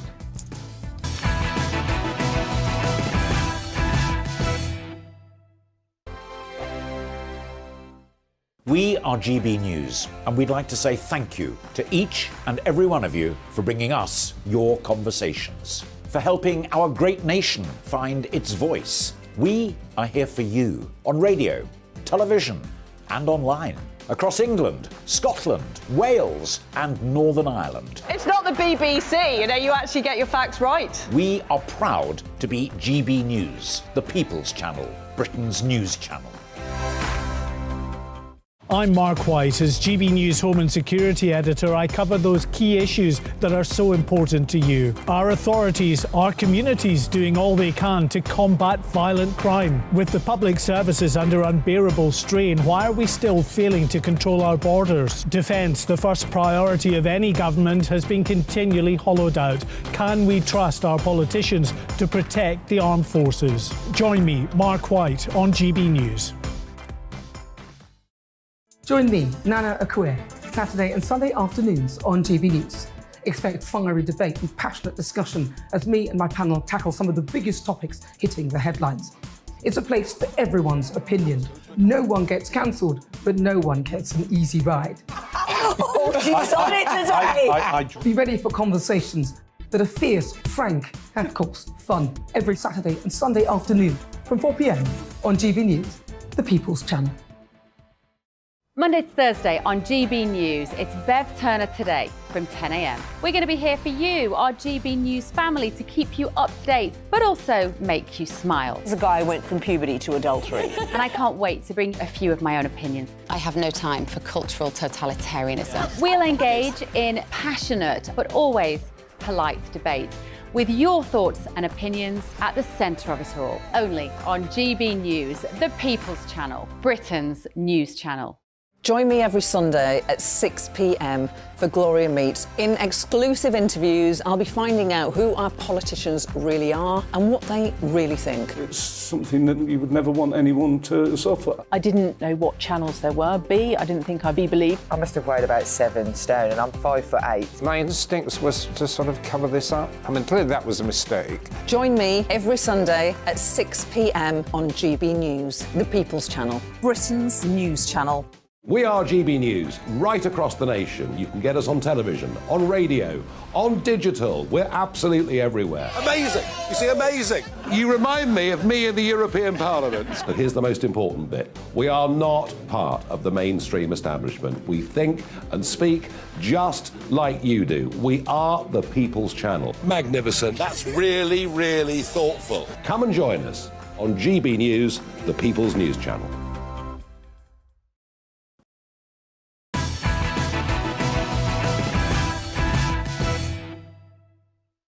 Let's return to tomorrow's news tonight now in our media buzz. I've got lots more front pages now. The Independent reports on what they call a hammer blow for the Tories as a former CBI chief says Labour is now the party of business. David Cameron's ex-skills czar Paul Dreschler says Starmer was winning the economic argument over Rishi Sunak. The Guardian leads with police missing clear chances to identify Wayne Couzens as a sex offender and danger to women before he went on to murder Sarah Everard. It's a Daily Mirror exclusive. The M25 road rage killer Kenneth Noy has called on the woman whose evidence put him away for 19 years, Danielle Cable, to come out of hiding, claiming he is no longer a danger. And on the front of the Daily Mail, as the United States warns of a growing threat from China, Sunak has warned that the UK is ready to shoot down spy balloons. The vow comes after the US downed 4 suspected spy devices over the past 9 days. My superstar panel back with me now. Top Daily Express columnist Carol Malone, senior reporter at the newspaper Benjamin Butterworth, and the former Brexit Party MEP and political commentator Belinda de Lucy. Now, a bombshell new book has exposed what really led to the collapse of the controversial Tavistock Children's Gender Clinic. Time to Think by Hannah Barnes reveals the routinely shocking practices at the soon-to-be defunct experimental facility that saw over 1,000 children given powerful puberty-blocking drugs while under the age of 16. Comparing it to the industrial-scale hormone tampering of East German athletes during the Cold War, whistle-blowing clinicians have exposed how children as young as 3, already living as the opposite gender, were referred to the Tavistock Clinic. Under pressure from some parents and trans charity, staff would change a child's clinician to one that would give irreversible hormones more easily. Any staff who raised concerns about the safety of children were demonised to protect a lucrative and exclusive NHS contract. This will all serve to vindicate former Tavistock patient Cara Bell, who told me last year about the horrific ordeal that the clinic put her through. Watch. I family believe that gender dysphoria is a symptom of deeper things going on. Wow. I mean, yeah, it's as simple as that, really. I mean, there's no such thing as being born in the wrong body. I don't think for most kids it shouldn't be allowed. Yeah, medicalising children definitely shouldn't be allowed, and yeah, it's disgraceful. It is disgraceful, and you know, without Cara Bell, perhaps this would never have emerged. So I really do pay full credit to her. But there's big questions here. Are there grounds for a criminal investigation? Should we call an immediate halt to all gender reassignment treatment of young people until we can work out what damage is really being done, Carol Malone? Yeah, I think you're quite right to talk about criminal prosecutions. You know, you talked about the clinicians there who've come out now. You know, the clinicians at the time and the doctors at the time who raised concerns about this clinic were hounded out of the clinic, and they were trolled by the trans activists and totally discredited. The ones who are coming out now and saying, we regret what you've done, stick your regrets where the sun don't shine, because it isn't going to help the hundreds and hundreds of children who have taken, and you talk about these drugs, these puberty blockers, they weren't just taking them, they were taking these drugs called sex cross drugs, which is the next stage to puberty blockers, and that means that the effects are irreversible. You saw Cara Bell there. I think Cara had a double mastectomy. Yes, she did. And she now speaks in a very deep voice. And she's very honest about these life-changing physical transformations completely. that will never be reversed. A lot of the people are now sterile because of these drugs. So these clinicians were using these kids. It was like they were on a conveyor belt and just feeding them drugs. And what they didn't stop to think about, which I think is shocking, 30% of the children who were referred to that clinic were autistic. Now, 30% is a massive number when you consider that in the population as a whole, it's only 2% who are massively autistic. overrepresented. And most of the problems were mental health issues, eating disorders, but these so-called clinicians didn't bother to explore that. They just threw the drugs at them to keep this lucrative contract. And Benjamin Carroll's absolutely right to raise the mental health issues, but there are also actually just a lot of young girls with their hormones running wild, confused about their sexuality, being given irreversible hormone treatments. Isn't this such a scandal? Well, first of all, puberty blockers aren't necessarily irreversible. Well, go and speak to Cara Bell. The sex cross drugs are, though. You go further down the line and there's irreversible, but it's not correct to say that puberty blockers are irreversible. They delay puberty rather than prevent it happening altogether if you were to stop it. But for me, you know, it's clear that there are examples where the wrong thing happened. And in this report, it references, in the Times report, it references that some people had just one assessment before this decision was made.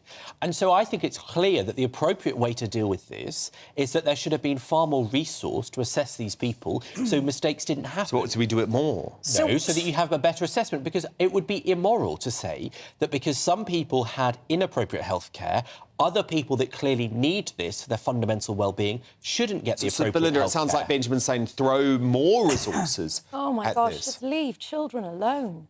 What is it with adults targeting kids with this stuff? One of my daughters dressed as a boy for 4 years. Wore Y fronts, wants to be called Christopher, you name it. It was normal tomboy stuff, right? Yeah. Thank God she wasn't born in this climate. Thank God. Indeed. She would have been captured by this. Yeah. Adults encouraging children to self-harm Yeah. I mean, vulnerable children to self-harm should be criminalised, full stop. Completely. No exceptions. So you think there should be prosecutions? 100%. This is irreversible. And you think these types of treatment should be stopped? Children, yes. How can adults tell how fully developed a child's brain is? There are so many pressures in this world on young people that we didn't have when we were young. Girls to conform to a feminine body type, boys to be masculine, and if they're not, oh, they're born in the wrong body. This is the message our children are receiving. We have to leave the children alone. If you're an adult, do what you like, but leave the kids alone. But do you know what was insidious and all this? This is Hannah Barnes' book, which, you know, she had so much trouble trying to get this book published because the establishment publishers were terrified of the trans brigade. That's clearly not true. That is clearly true. It got a massive spread in the Saturday Times. I'm sorry, she couldn't get it published for quite a long time. And it was because publishers were running away from the trans issue. I think it's different now. You must concede that it's different now because the government has blown the whistle on the Tavistock and it's been shut down for a long time.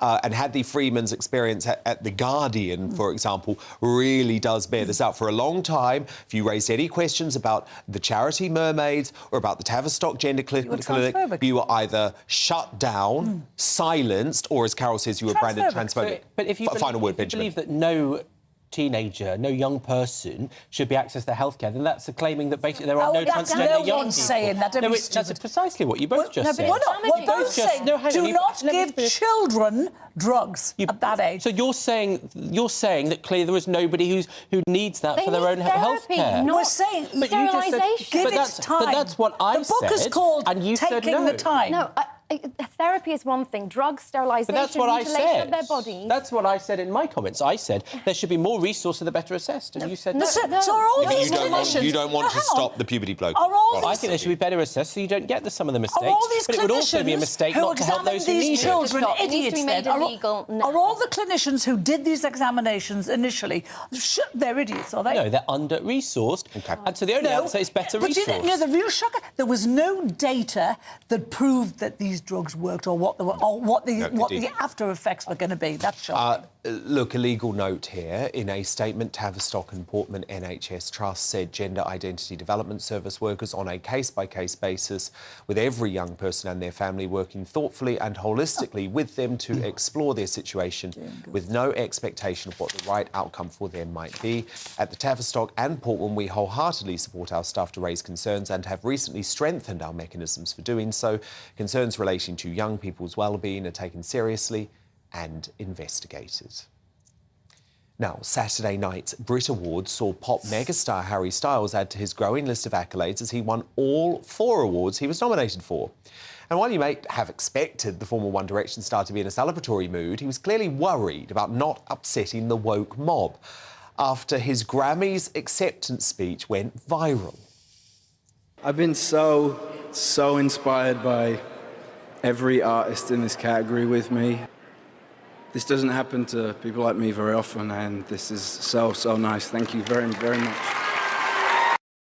What was wrong with that? I don't know of too many 16-year-olds who are catapulted from working in a Cheshire bakery to topping charts around the world, so I understood what he was saying entirely. Unfortunately, the usual suspects decided to focus on the apparent white male privilege of Harry's remark instead, forcing him to address those critics at Saturday night's Brit Awards. And I'm really, really grateful for this, and I'm very aware of my privilege up here tonight. So this award is for Rena, Charlie, Florence, Mabel and Becky. Thank you so much.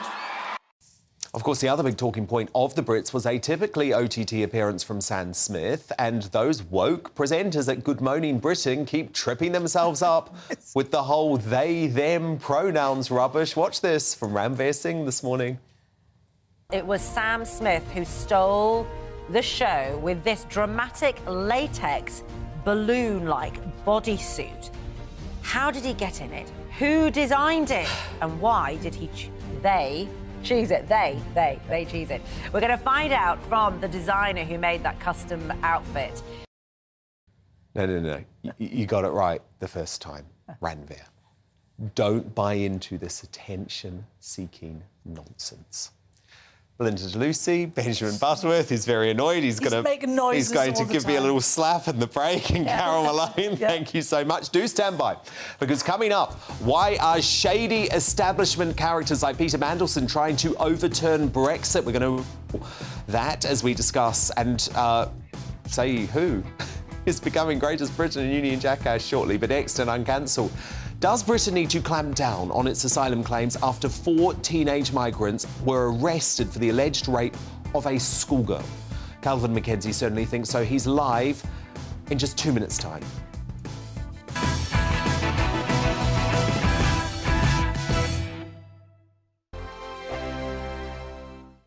First and foremost, I am a GB News fan, and I was before I was working here. Just love the fact that we're asking the questions that a lot of establishment media won't ask. With a bit of a twist, we not only want to inform you, but we want to keep you entertained. It's worth the drive because you get in and the team's all ready and waiting, they're itching to go, and it's a proper little family. GB News is the people's channel. It's the audience that makes the programme sing. We're giving our viewers and our listeners a voice. I see the thousands of your letters, tweets, emails, you name it, coming in. Britain is broken. How on earth did we get into this mess? But more importantly, how do we get out of it? The establishment had their chance. Now we're here to represent you. It's time for something different. It's time for GB News. I'm very patriotic. I believe in Britain. Our best days lie ahead. Britain's watching. Britain's watching. Join us here on GB News, the people's channel. Britain's news channel. We are GB News, right across the nation. You can get us on television, on radio, on digital. We're absolutely everywhere. Amazing. You see, amazing. You remind me of me in the European Parliament. But here's the most important bit. We are not part of the mainstream establishment. We think and speak just like you do. We are the people's channel. Magnificent. That's really, really thoughtful. Come and join us on GB News, the people's news channel. Monday to Thursday, 9 p.m. till 11 p.m. Join me, Dan Wootton. I'll bring you the sharpest takes and hottest debates. Do you not believe in prison? I don't believe in prisons. I'm completely stunned. I guarantee you there'll be no spin, no bias, no censorship. I actually was personally quite offended by it. And no reason to go to bed. So I guess they've always been quite woke. That's Dan Wootton tonight on TV, radio and online. Monday to Thursday from 9 p.m. till 11 p.m. on GB News. The People's Channel. Britain's news channel.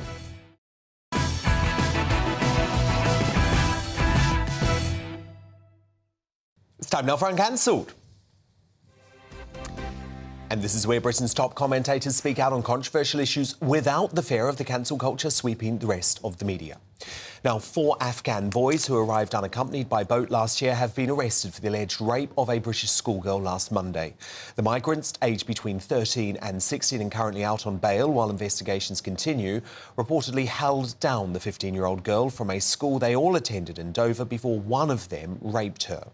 But while this shocking news should be making headlines everywhere, we hear, what's that? Deafening silence from the MSM and Liberal left, despite the serious questions raised over the safety of women and children by this influx of largely young male migrants. Well, Fleet Street legend Calvin Mackenzie joins me now. And Calvin, look, we saw, didn't we, over the weekend, some of this anger come to the streets, although I'm going to point out what I pointed out earlier in the show. We don't actually know that the violence was from so-called far-right protesters, because there is a strong and growing belief that Antifa may have actually infiltrated the protests with their own people. And we know what they try and do. They try and cause violence to do down a cause that they don't agree with. But regardless of what's happened there, Calvin, there is anger. There is growing anger because these crimes are being committed against British women and girls. Right, so there's 2 significant issues for me, or perhaps 3 altogether. Number 1 is that 20% of all the migrants coming across the Channel, and by the way, this expression, small boats, I don't know what this is supposed to make us feel, a ridiculous expression. So 20%, so that's 8,000 are unaccompanied children. What on earth are we going to do with those 8,000? The idea that we are going to send them back, where, who's going to take them? Those 8,000 are here. they are not going anywhere. So that's a significant issue. The other issue, I think, which is the one that you alluded to there, was we have a media in this country, and that media is cowed by the advertising community who say, we want our stories to go in a safe space. And they view, unbelievably, they view that kind of story about a migrant as being something that they don't want their Dove ads or some Vauxhall car ads to be next to. Why? I haven't got the vaguest idea. But so what does that mean? It means that major media companies in our country then do not cover the story in the way that social media covers it, where, you know, even a small, you know, I got like 50,000 followers, even a small thing, I can get 10, 15, 20,000 people come onto it, right? So what is happening? Those things which people are interested in are not being covered for commercial reasons. And then finally, then you have the attack itself. We have to be very careful about all this because there's some suggestion, as you get with a lot of sexual assaults, that the victim doesn't want to become the story. I mean, she's a 15-year-old girl. But my point about this is the other way around. Would mainstream media have covered this story had it been 4 white boys, 13, 2 of 15, 1 of 16, attacking, sexually assaulting a 15-year-old Afghan girl? How big would that story have been? So this is a serious issue which, look, as far as I can tell, editors and owners are the real complicit ones in all this because their revenues are being affected by these advertising strikes against their natural... And so there's only one thing that's going to happen in the end. In the end, there will be no, quotes, free media. It will only be a subscription-based business, the media, and it'll be better for it. And that will take less than a decade, in my view. But in the meantime, though, Kelvin, this, I would call it a conspiracy of silence, and you have pointed out some of the reasons why there's that conspiracy, obviously not here on GB News, but in the vast bulk of the rest of the media. And we have to point out there are some outlets that are brave. Hold on a second. GB News is affected by it, isn't it? Let's be honest about it. If we're going to have a candid conversation, GB News... Oh, we're affected by the advertising market, but what I mean is that we're not affected by not covering the story. You're not Obviously, affected by it. we have put this story at the top of the agenda, and we have since the launch of GB News. And arguably, if we hadn't covered the small boats invasion, it would not be anywhere on the it wouldn't be. It wouldn't be. I mean, if you don't want to know about any of these things that are actually going on, just simply watch Sky News, or more importantly, go on the BBC. Of course, friends. I listen to the BBC BBC Today programme on Radio 4. Big, powerful media. 7 o'clock and 8 o'clock. There's not a single word on it. Of course. And so that conspiracy of silence, though, what I'm trying to get to is that that's why in some communities which have been totally ripped apart by the migrants who are taking over parts of their high street or their towns or their local hotels, affecting business and tourism, the anger is building because they don't feel like they're being heard. Well, they're not being heard. Rishi talks a good game. He talks a good game. I'm going to do this, I'm going to do that. Braverman says, I'm going to do this and do that. Patel before that said, I'm going to do this and do that. Actually, none of them have done anything because actually they'd have to literally, and I'm going to use another expression which is never used anymore, bite the bullet. I see it's going to be banned by some American nut. They're going to have to do something which is going to cause a problem. Exactly. But can we just say these folk who were protesting in Liverpool over the weekend, they are the opposite of far right? You know, they're all well, there's everybody points. These are Labour-supporting areas. Labour-supporting. You couldn't find a Tory if you fired a cannon and the cannonball went 30 miles all around there. You wouldn't find anything. So it's a media strategy to brand them far right, isn't it? That's what's going on here. If you brand these protesters where there was a bit of violence far right, you can delegitimise the entire reason that they're protesting in the first place. Yes. So it'd be quite interesting what happens if it blows up somewhere else. And I think it will. Yes, I think that there is an uncomfortable area. And what are we going to do about it? More have arrived now in up to right now, where are we? February the 13th, February the 14th. Thanks for the card. And it's rising tomorrow at the post. February the 14th, right? Then even arrived last year, and last year was a record. What are we going to do about that? Border Force saying there's going to be 80,000 by the end of the year. I think the anyway. Look, you're quite right. 65,000 was the middle range on this. So what is everybody going to do? I mean, are we just going to say, I tell you what, leave this to Labour? Imagine what that's going to be like. Talk about 80,000, it'll be 800,000. Very true. Very true. Carl McKenzie, Fleet Street legend, thank you so much, Carl. We'll speak on Thursday. But it's time now to reveal today's greatest Britain and Union jackass. My superstar panel returned. Carol Malone, who are you nominating for your GB tonight? OK, man is all those big-hearted Brits who, even though we're in the middle of a cost-of-living crisis, have so far donated £1 million to the earthquake fund. I get really tired of Brits being slated because they might disagree with the open borders policy we suddenly have. We're told they have no heart, no compassion. Yes, they have. They've thrown money at this so far. There's 33,000 dead so far, and Brits are dipping into their empty pockets to help. Benjamin Butterworth, your nominee. My greatest Britain is my grandmother, who died a couple of weeks ago. She watched this programme all the time. I was born on a council estate to two heroin-addicted parents, and she saved me from that so that I could do what I wanted to do and be a success in life. And we bury her on Wednesday, so I wanted to mention her. She wasn't perfect. She agreed almost always with Carol Malone, which is a terrible mistake. I loved your gran. But I want to make her my greatest Britain, and also for all those people out there who are grandparents or not people's biological parents who changed their lives because they're so loving.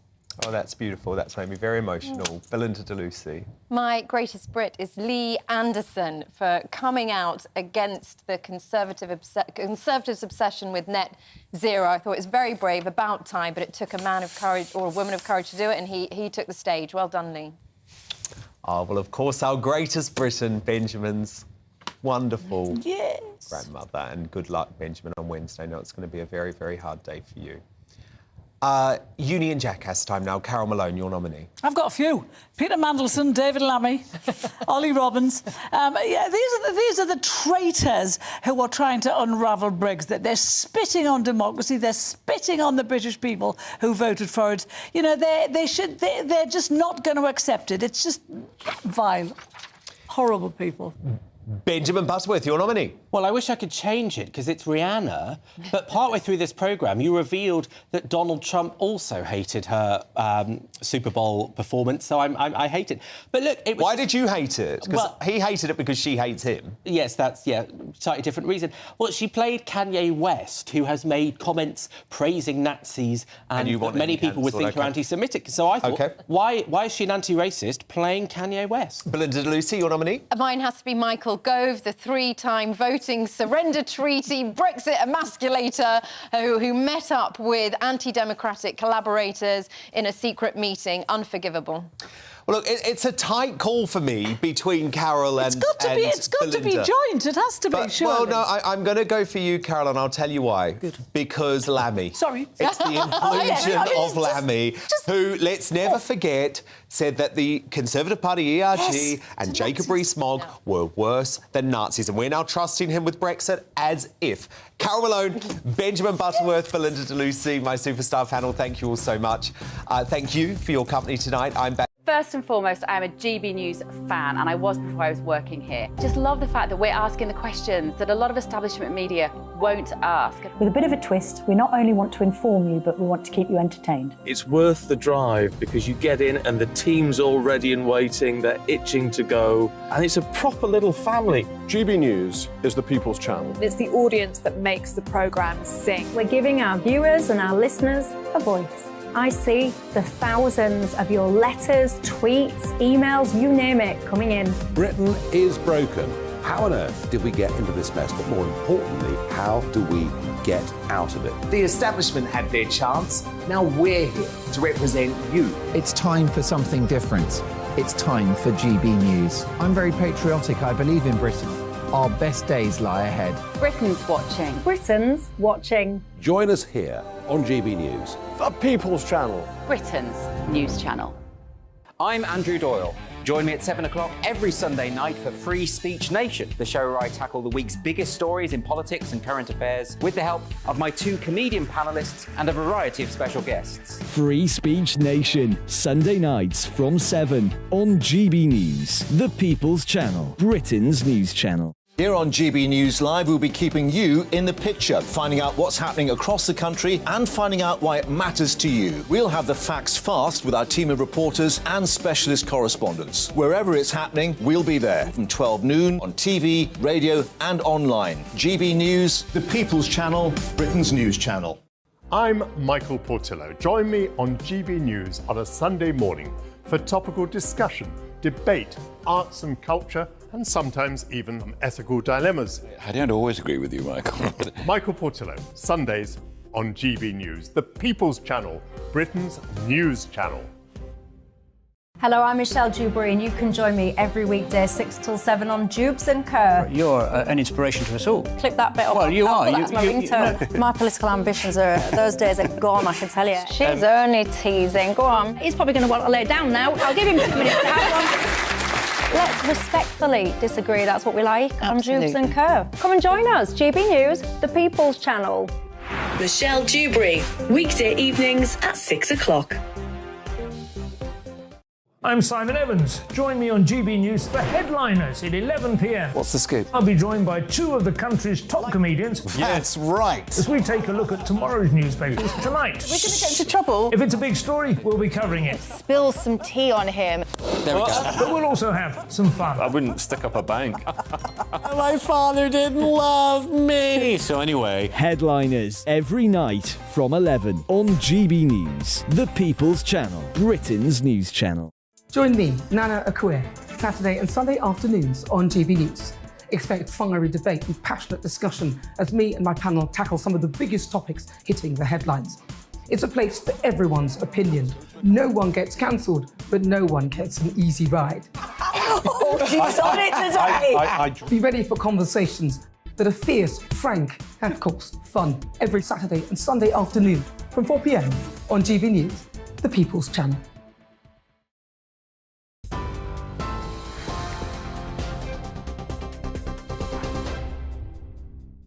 Good evening, you're with GB News. In a moment, headliners first, the top stories tonight. And the Prime Minister hasn't commented on potential spy balloons being spotted over the UK, as a 5th object has now been shot down over North America. The United States says it's not yet able to identify recent objects found in their airspace this week, though it has said it's determined China has a high-altitude balloon programme to gather intelligence. Rishi Sunak says the UK has the military capability to keep the nation's skies safe. We have something called the Quick Reaction Alert Force, which involves Typhoon planes, which are kept